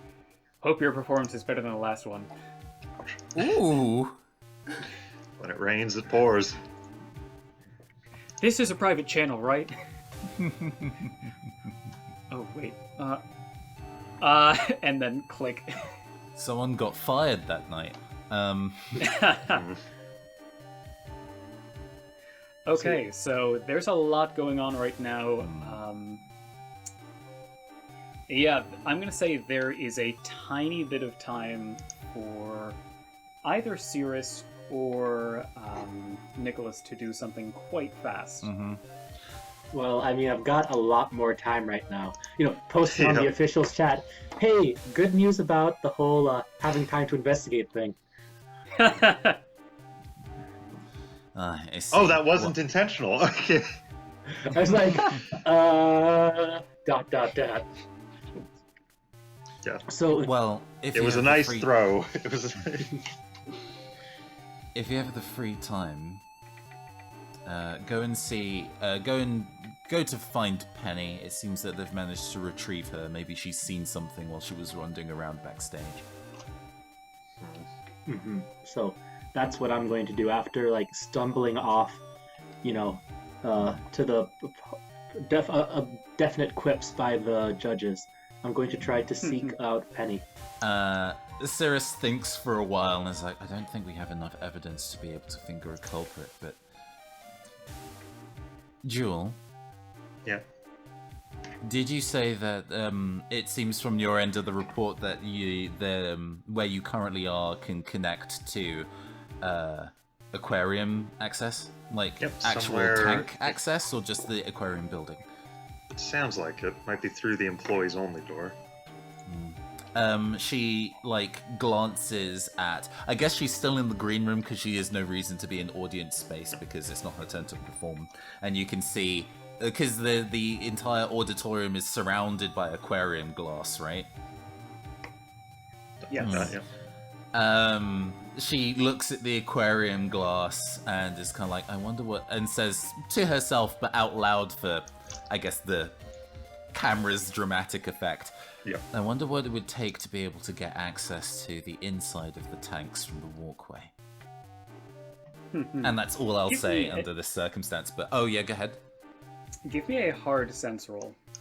Yeah, that's not really her forte, but I'll give it a whirl. Nope. Oof. Okay. Yeah, you are looking up dramatically, and you absolutely do think that to yourself. It's just as you described, and you move on. And Nicholas, you have a... Yes, I think you have a narrow bit of time. You want to go and find Penny, who... Didn't we have some information about where she may be? Yeah, essentially you hear that Penny wasn't trying to run away, or at least Penny is currently in one of the changing rooms. She was basically just staying in one of the changing stalls and keeping it closed. But she's fully dressed. She just wanted to be alone. So I'm going to rush around, just like, going to where she would be, and then like knocking, goes like, and Penny, hello. What? It's not time to come back on yet, is it? Oh, it's not that. It's just you vanished, and some people were worried, and just wanted to make sure that you were doing all right. No. I'll be fine. I'll be fine. I'm fine. I'm doing fine. I'm sorry to cause a problem. Everything's fine, and... I just wanted to say that I did like your performance. Those cookies looked really good. Thanks. I think maybe they were maybe a little softer than they should have been. I like soft cookies. Well, maybe the judges didn't. So I'm going to be So I'm trying to calm her down. So hopefully maybe I could see if she's witnessed anything. Okay, give me a normal charm roll. Hey! Okay, Nice. Nice. Full success. Dice luck coming back, at least for a moment. Yeah. Yeah. Was there any reason you were looking for me in particular? Oh, it's just that a lot of weird stuff have been going on, and it's good to know that you're not in trouble. Did you already see anything weird going on?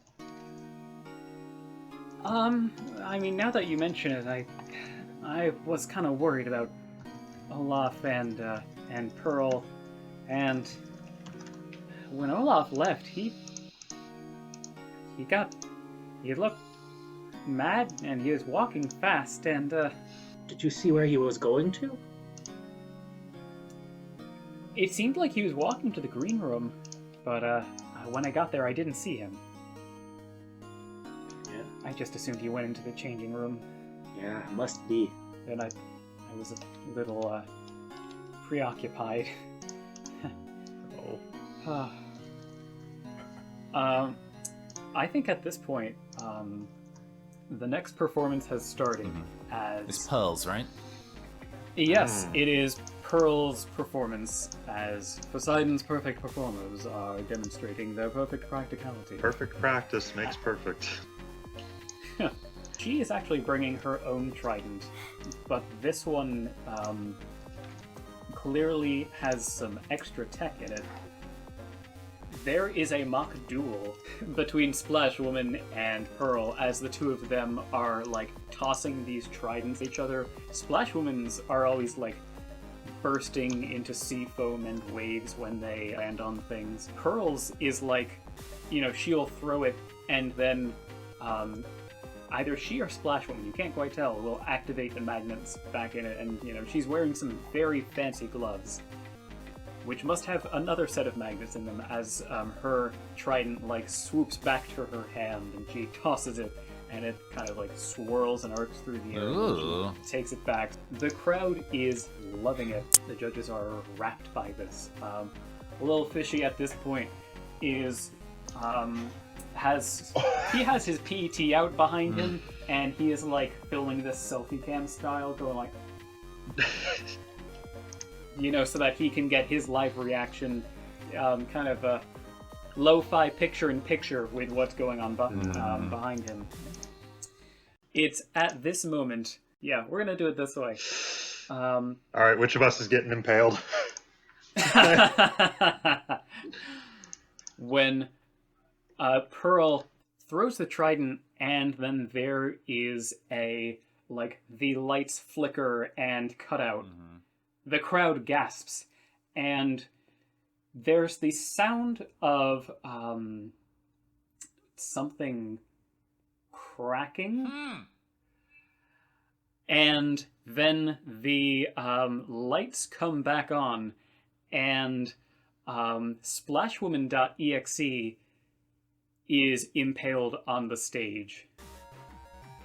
And the crowd is like screaming at this point. People are like standing up in their seats, and Little Fishy is still like, whoa! And meanwhile, Darius into his earpiece is going, what's happening? What is this? This isn't part of the act. There's a voice over the speakers, both backstage and out into the main audience. It's time you tasteless rubes face the consequences of your actions. Never again shall you deny true majesty in favor of vapid glitz or cute technological trinkets. And as Splash Woman begins to get encased in a block of ice, the image of Tundra Man appears on stage as he's pulling a ballerina pose, spins, and bows. Meanwhile, you all hear Olaf's voice as he says, I'm afraid this will be the final performance of Beauty Beneath the Waves that you'll all be seeing. The doors are locked and time is running out. So if you'd like to make any apologies for your crimes against art, now would be a wonderful time. What do you do? Slip also, on the catwalk, actually, fall onto the stage, I think, everyone who's currently on the catwalk, remember how I said there was cracking? Well, that's that's just Jewel, I think. Yep. Yeah, well, Jewel and some of the other stagehands. Jewel, you look up and see that the glass is starting to lose its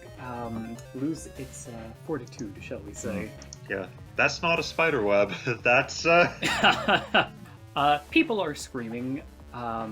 What would you three officials like to do in order to maybe spring into action? Well, I'm backstage, so I'm going to message like, well, what's going on? It seems our culprit has decided to pull back the curtain. Yeah, live streaming the aquarium, like, well, putting it on a video feed, like, guys. Well, is there some way to kind of lower the pressure from the water pressure from where you are? Yeah, I was looking at the employees only door that they were talking about, like, that is a thought, but I'm gonna have to run down a slippery catwalk to get there. And it is only going to be getting wetter the longer you wait. Don't rush. I'll try and keep our assailant distracted. Sarah says as she just kind of... weirdly enough, I think she decides to kind of put her trench coat back on. There's been... Because she decided to spend time investigating rather than preparing for round 2, as it were, she hasn't removed the makeup at all. And is wearing the trench coat, flowing hair, and is marching fish gills and all onto backstage, so she can kind of plug in her PET into the AR network, since it seems that either they're remotely connected or are close by. I'm also want to get in on the AR fighting, if there's a place to jack in.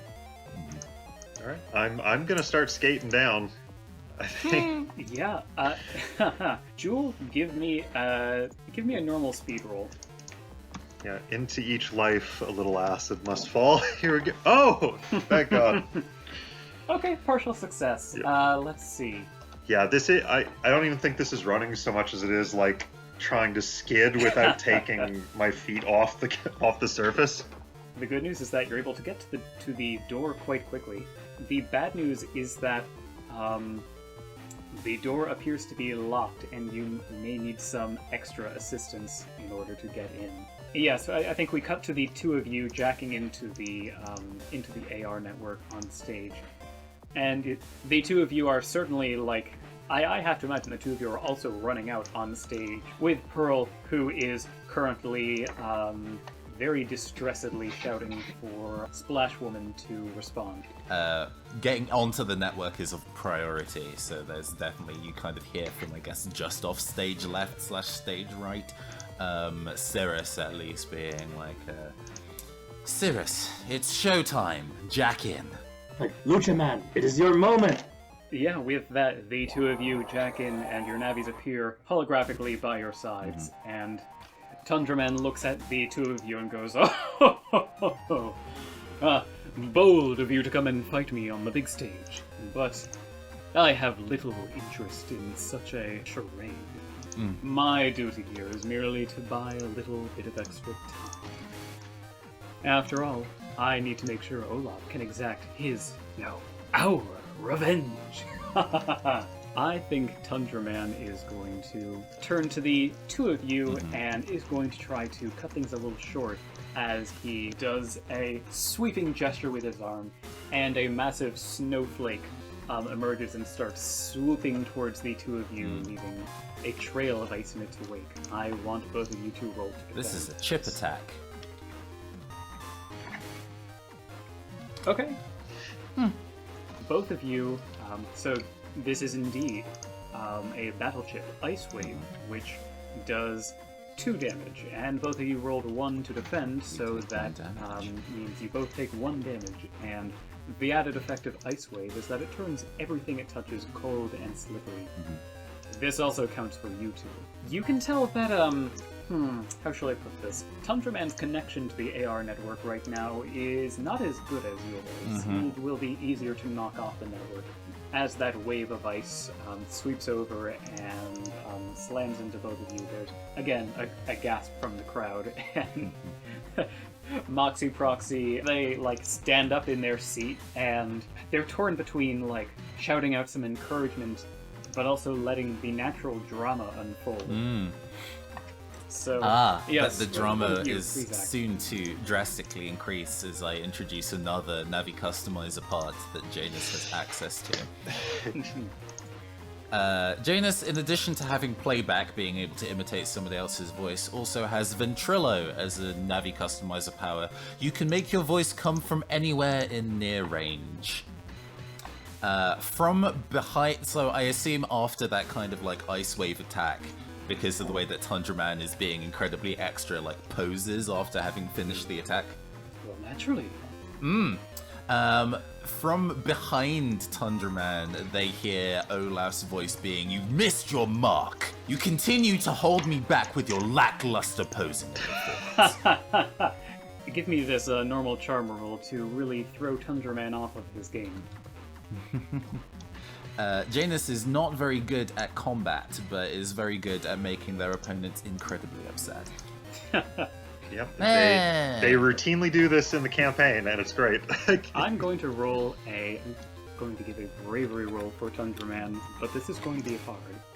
I'm trying to hit them where it hurts. It matches, though. Tundra Man visibly flinches. Then Olaf quickly shouts, "Ha! Your stage tricks won't work here. Tundra Man has a will of steel, as do I. You're only wasting time." Okay, Nicholas, what would you like to do? Lucha Man is going to charge in, and it's like, "I will not stand back. I will end you now!" And I'm going to slot in a dash attack. Oh, very good. Oh boy. Okay, let's... And it's going to be the Elbow of Justice. Just as like I start to fly across the room, elbow forward, just ready to drop him, like... As like, all jets going. Dash attack is a 3 damage chip. I'm going to roll for Tundra Man to dodge out of the way, and look good doing it too. And I think because he did chill you and make you rather slippery with that ice wave, I'm going to make this an easy defense. I can't imagine your dash attack is going to be working quite as nicely. Oh wow! My goodness. Tundra Man elegantly spins out of the way. As he does so, he leaves some ice in his wake. Jewel, you are currently trying to get into this door. You're studying this maybe a little bit closer, and you're able to tell that this is being actively locked by Tundra Man, and if someone knocks Tundra Man off of the AR network, then that should... You have comms. Talking there's still a language restriction for what I can conceivably yell at him over the network, but I just want to say, is there anything nearby I can jack into? Yeah, give me an easy net up sense roll. Surprisingly strong point for Jewel. Very nice. Great. With that, you can absolutely tell there's no control panel on this door, but one of the stage spotlights is right next to you, and of course, as the Mr. Frogs were whining about managing them earlier, you can jack into it. All right, Axis, let's Jeff Galloy this figure skater. Without the crowbar. Give me an easy net opportunity roll to jack in quite quickly under duress. Yep. It's fine. Nothing go wrong. Okay, so it's... That light's going over the edge, I can say. Now I think you're able to jack in, and it is by no means subtle, and Tundra Man looks up. Aha! Trying to get to the heart of things, eh? Well, you'll have to go through me first. Well, on jacking in, thanks to set element, what if Axis just uses map edit to put a hard barrier in between us? Oh, I think you would have been able to do that if you had succeeded the affinity roll to jack in quickly, but Tundra Man has plenty of time to arch an arm back, really get that elegant golden ratio curve as you see a ball begin to form in his hand, and he lobs it forward, and I think even does like a little front flip after doing so. This ice ball is flying through the air at you. What would you like? Again, can it hurt me in real life, or is this just Axis dodging it? This is just Axis dodging it. Alright. Though it might affect some of the electronics around you. That is true. He's just gonna try to duck it with speed. Okay, go for it. He's not very fast, however. Oh, so it was one success. Okay, the ice ball was going straight for your head. You managed to mostly move out of the way, but it hits your leg. You take 1 damage.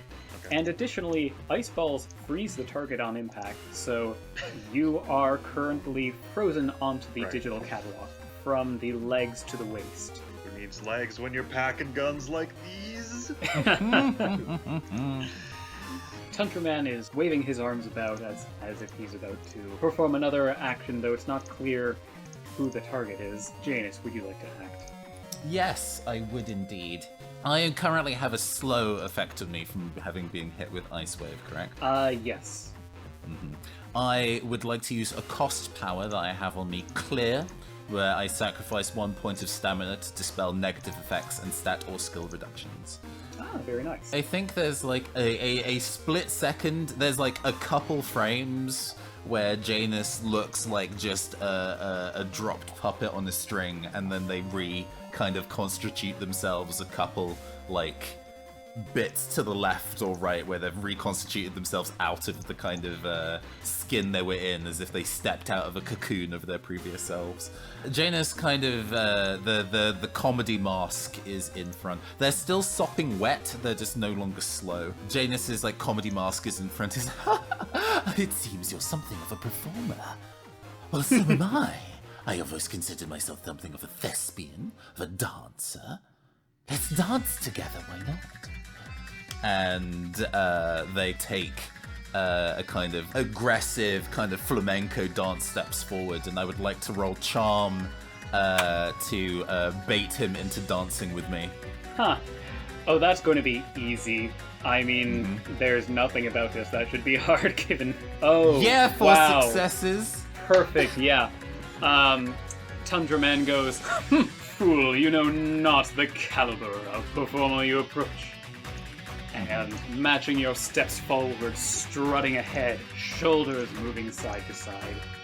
It is a very, very kind of like close chest to chest ballroom flamenco dance. There is lots of kind of like swirling, and as the camera swirls, you see that the expression on Jonas's face changes repeatedly. And at the end of the dance, they kind of almost step away as if they were passing lovers in the night. But you see that one of Janus's faces is missing. Oh boy. To reveal yet again one of Janus's special abilities, like this is a JoJo Bizarre Adventure fight. They have the Navi Customizer power Dullahan.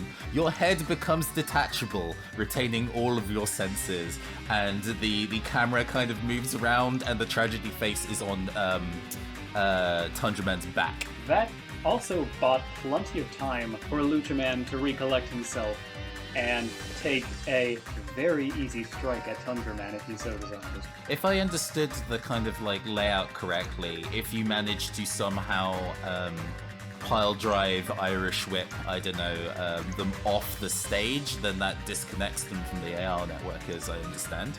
Or am I misunderstanding how the AR connection works? I think that's fair. I think I'm going to sneak up to him, and then I want to use my power Gutsy, Ooh. so I can Nice. launch a close target one range band from you in any direction. You're just going to try to yeet this sucker off of the stage into the crowd and out of the network. Perfect. And this will be an easy strength roll given the fact that he is intensely distracted right now by the dance of his life. Ooh, and Or it is death. successful. Oh, this is the combo attack of the century, lads. It's like- Oh, absolutely. So, you know, I sneak up behind him, was like, remember me? And I just like lock my arms back into his, like, if Janice, if you want your head wants to pop off, it can. Oh no, it's still there. Yeah, And then I go like, oh, and I pick him up with both arms and go, whatcha? Very good. He very inelegantly flies out into the crowd and goes, ah! And you see him kind of like turn into data blocks as you see connection lost. He's like, ring out! A small part of the crowd applauds. There was a big section of the crowd that got really into this fight, and when they saw Tundraman flying at them, they like screamed and like, ah! And then had to be like, oh, right, It's not a real. 4D cinema experience, yeah. Yeah. There's a train coming right for the screen. Yeah, this ain't no Spy Kids anymore. And with that, the door near you, Jewel, clicks open as Olaf says, "Peh, fine. You might have thrown a little wrench in our plans, but you're moving far too slowly. Look above, that's the cracks spread. Those doors aren't going anywhere. You all will experience a sinking feeling.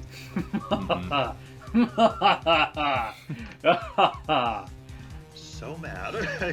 Oh, the melodrama. Oh. Melodrama at a beauty pageant / contest? I know, how dare. So, now that Tundra Man has been pushed back through to their original link destination, Yes. I would quite like the camera to be where Tundra Man is very briefly on whatever server they are currently now on, now that they've kind of teleported to their previous destination.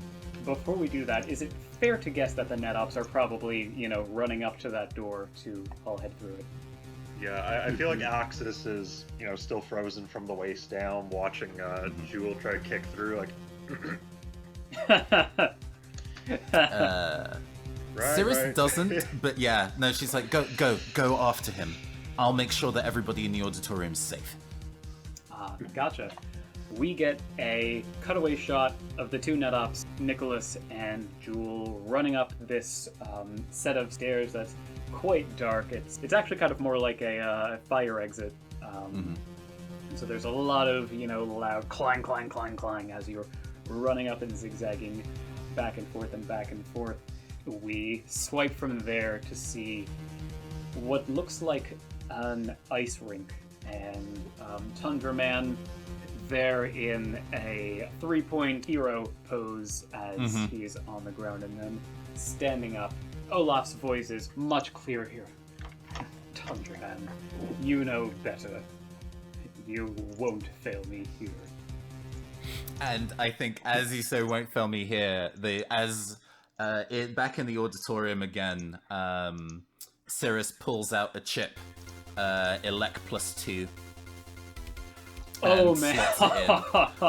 Poor guy. And we cut back to the ice rink, and the one of Janus's faces is still on the back of Tundra Man. Its eyes light up green, exactly as they did when they were recording Penny earlier in the session. And I reveal once again another ability of Janus. Is it vengeance? Uh-huh. I can use bravery to attack a close target that recently attacked an ally. And my good ally, Luchaman, was me, also and hit with Axis. Ice Wave.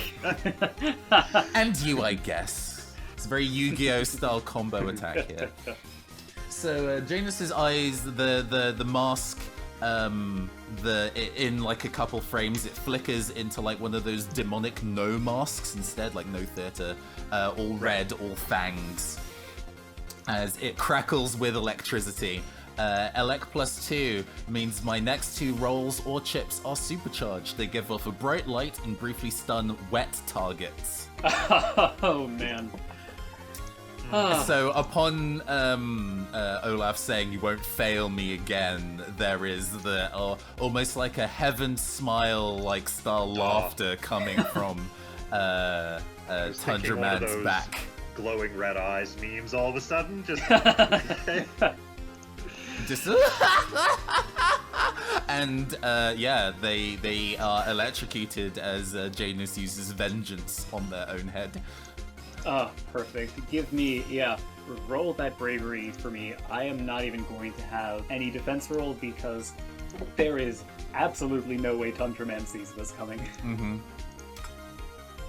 2 damage. Perfect. I do quite love "You won't fail me again," and then just sees Tundra Man arches back and go "Ah!" as there is a gigantic bright flash. gigantic bright flash. I'm like half picturing like the sound of taser clicking and arcs of electricity all over Tundra Man's body. Olaf goes, "What the?"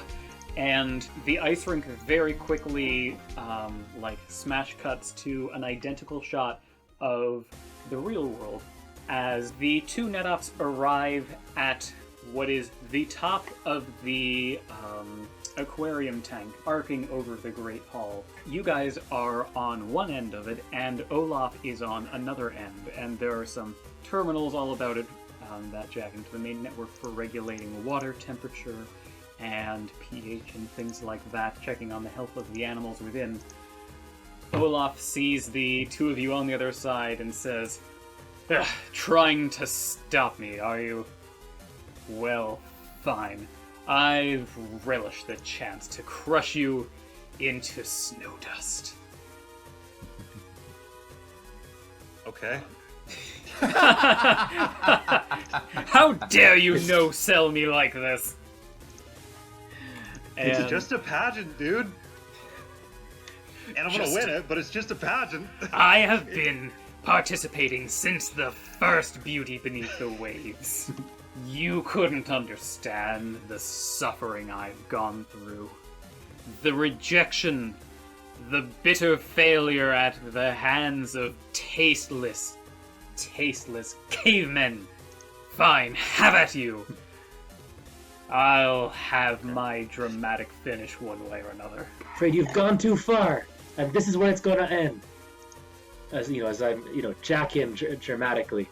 This is so annoying. You're gonna ruin so many outfits. So that thing breaks. This is like, an aside to Jules, like, man, I'm glad that my act isn't going to be the talking point of the show. It's all part of the plan, baby. All part of the plan. Alright, the two of you jack in, and Tundra Man is still paralyzed and is just recovering from this.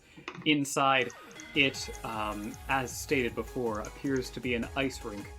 However, it is an ice rink that mirrors the sheet of ice covering the top of the aquarium tank.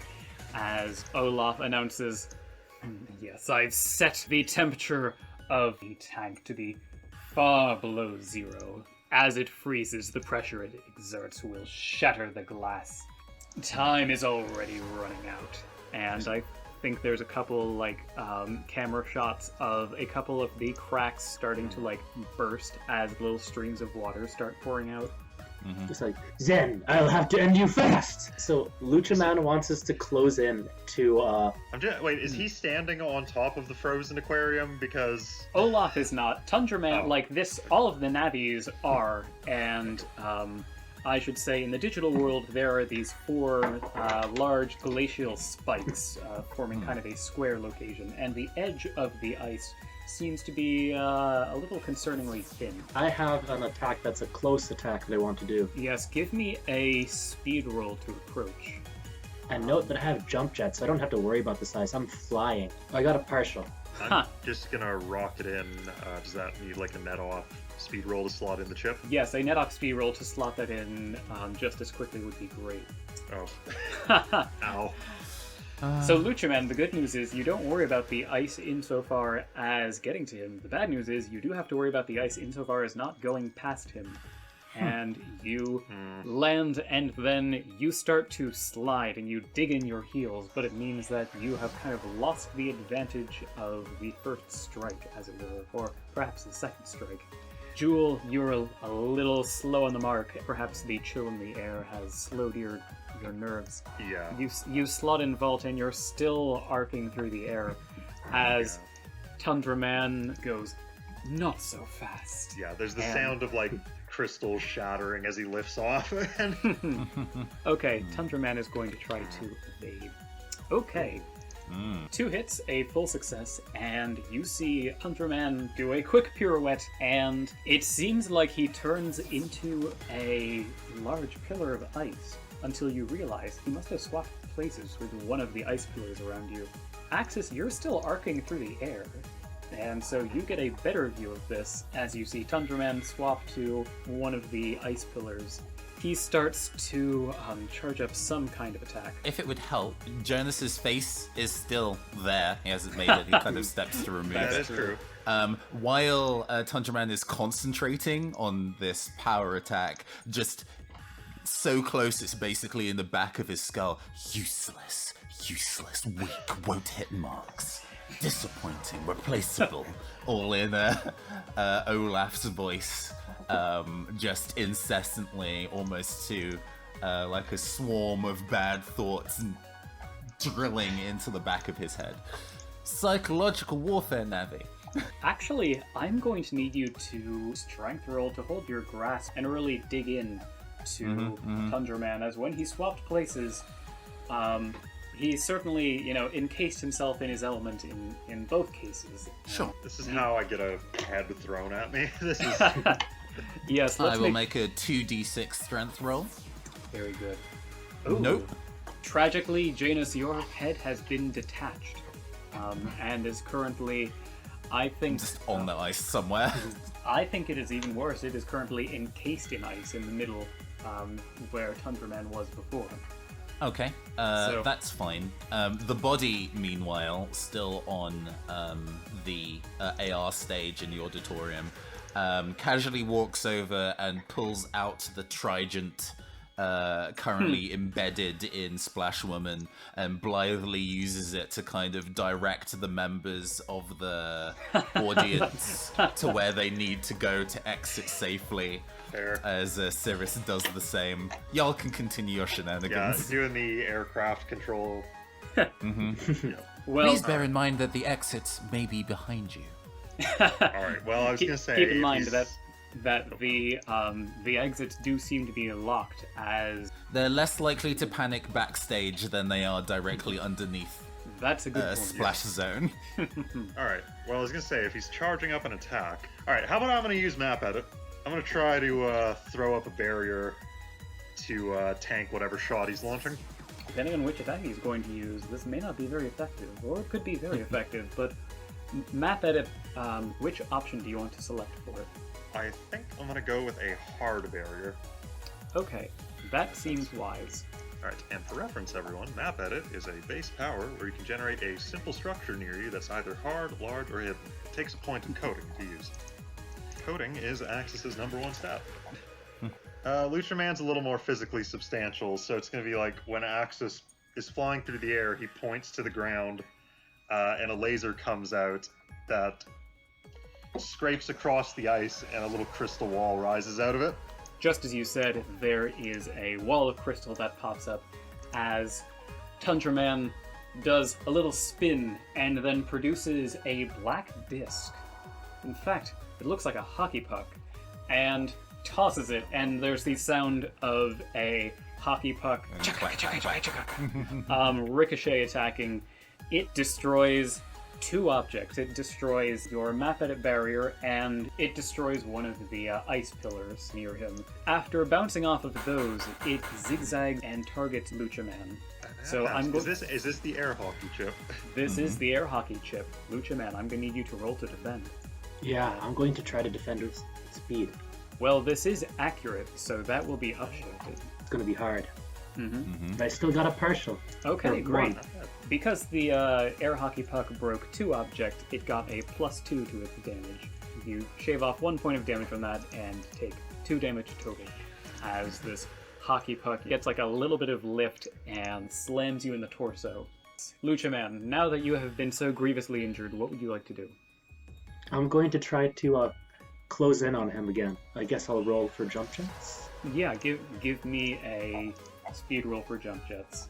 Partial. Again, a partial success. Here are the choices I'll give you.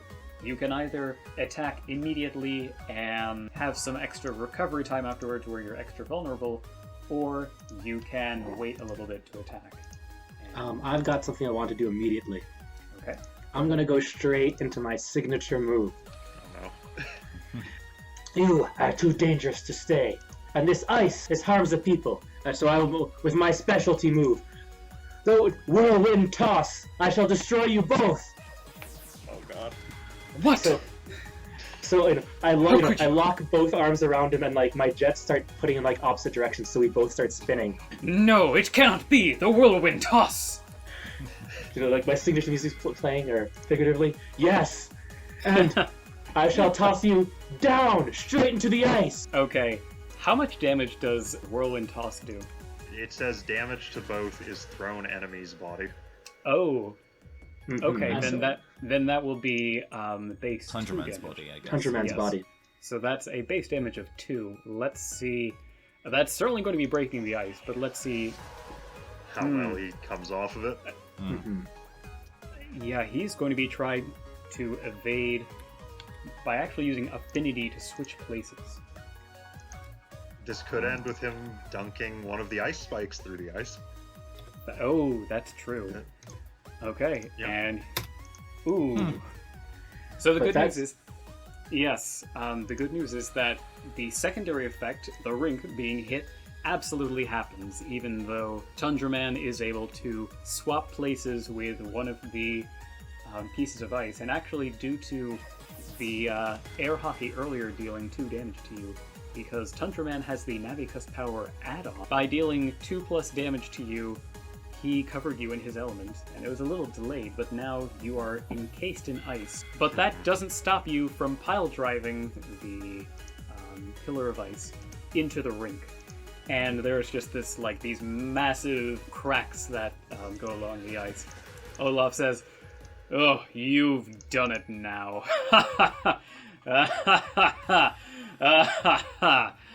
Oh, it's going to be a cold end for all of you. All of you that aren't Lucha Man, you have one quick action before the ice fully shatters, and we'll see what happens with that.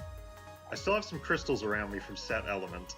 I'm going to use Break Charge, and for reference, Break Charge makes your next attack reduce the target's body by 2, and I'm going to apply it to my sense roll to just perform some experimental laser surgery on this guy. Ah, very nice. Okay. So what's the difficulty on this one? Just normal? Yeah, I think normal's fair. Woo! Let's see if... yes, let's see if he can swap to another crystal in time. Ooh, Oh boy. he certainly cannot, and you said that temporarily reduces His body by 2. body by 2. Oh, brutal. This was the Tanya Harding, Jeff Gilloy, crowbar to the shins moment. It is absolutely lasers refracting through your crystals that rake along his body, and he goes, Yeah, it's like getting hit with one of those heating pads where you press the thing and the crystals just like expand out and heat. That with his joints.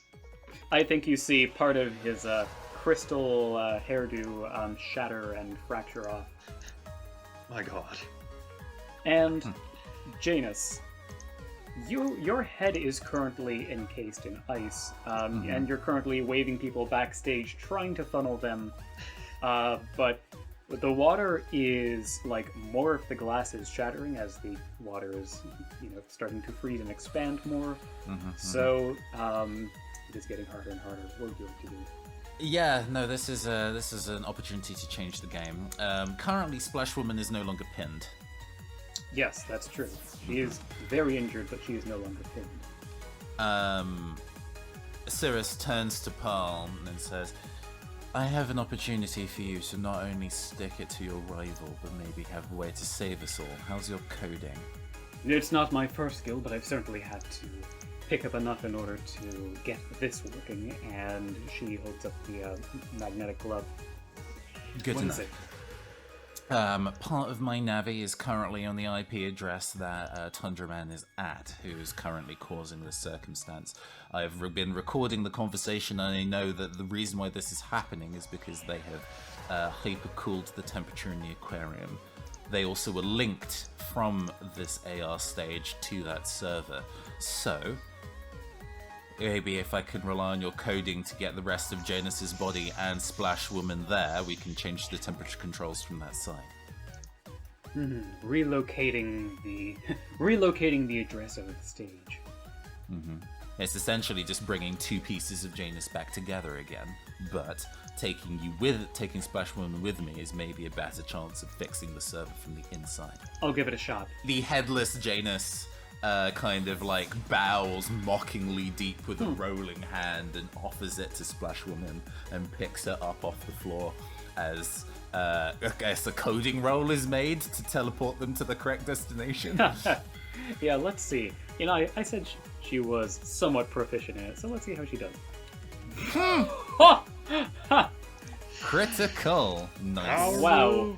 Yeah, Nice. Pearl rolls a critical success. But it takes a chunk of stage with us on the other side, so there's like solid ground on arrival.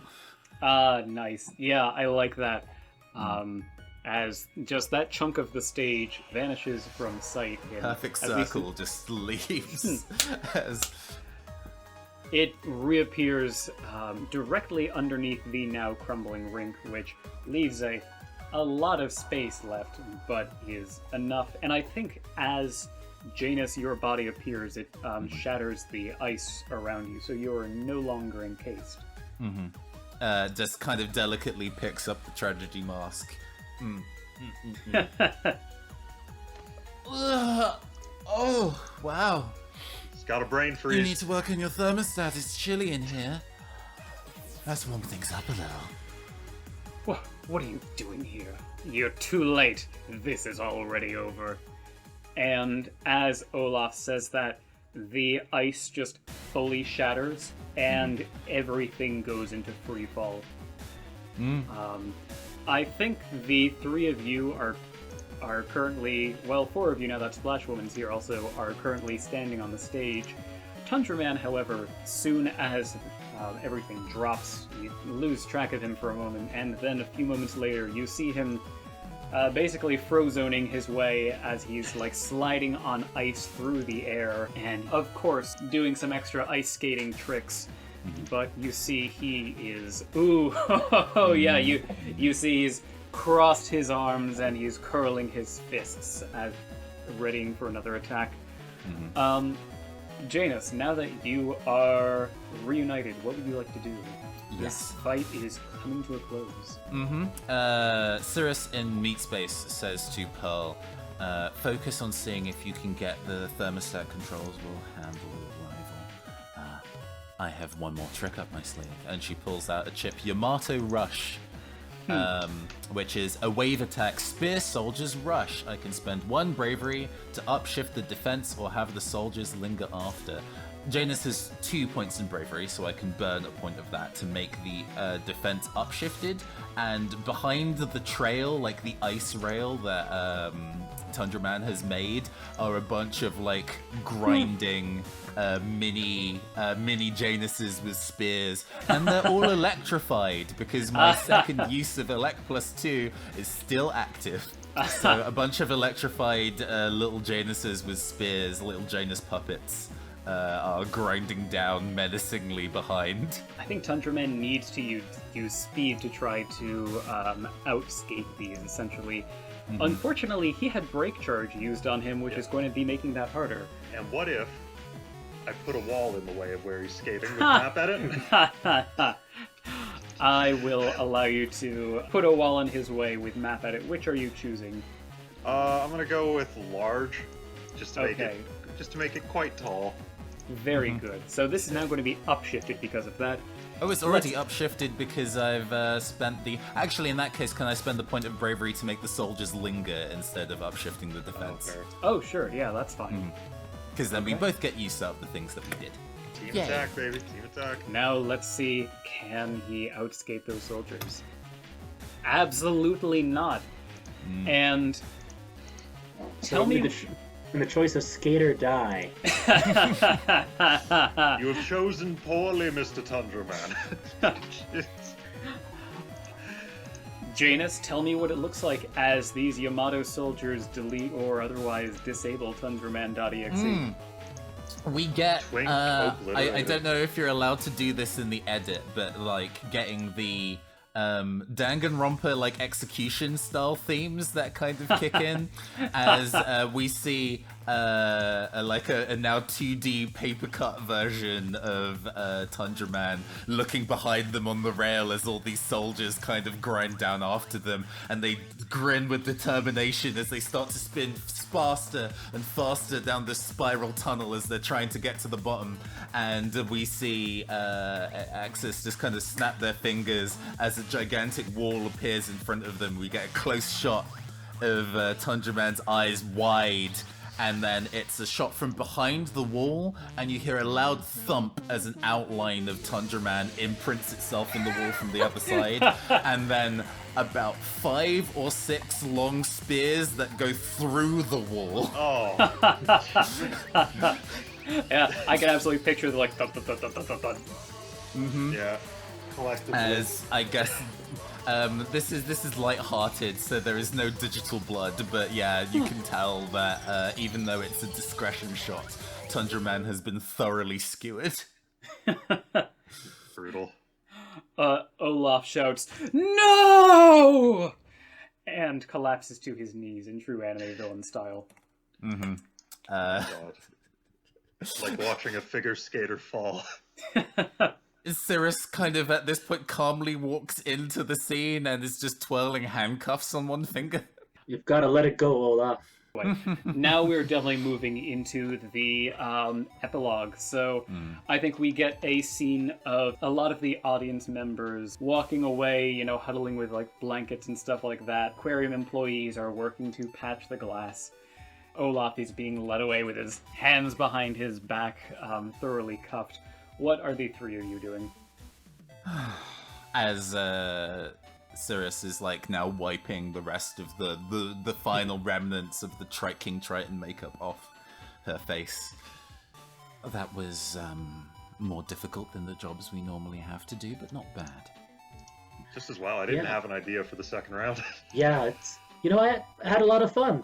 Pearl comes up to the three of you and says, "Huh, well done, I'm impressed. So, I guess that's why the three of you made it as far as you did in the contest. Seeing how well you were able to put Olaf out of the seat of power, it makes a lot more sense. It was a good show."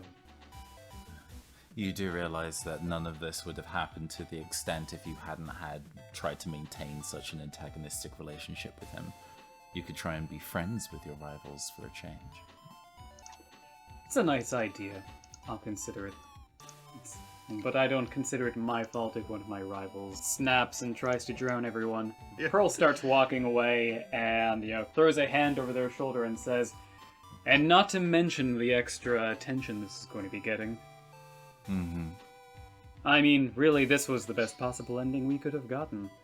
And with that, Pearl walks behind the curtain. And so many fish died that day. They weren't designed for that cold of a temperature.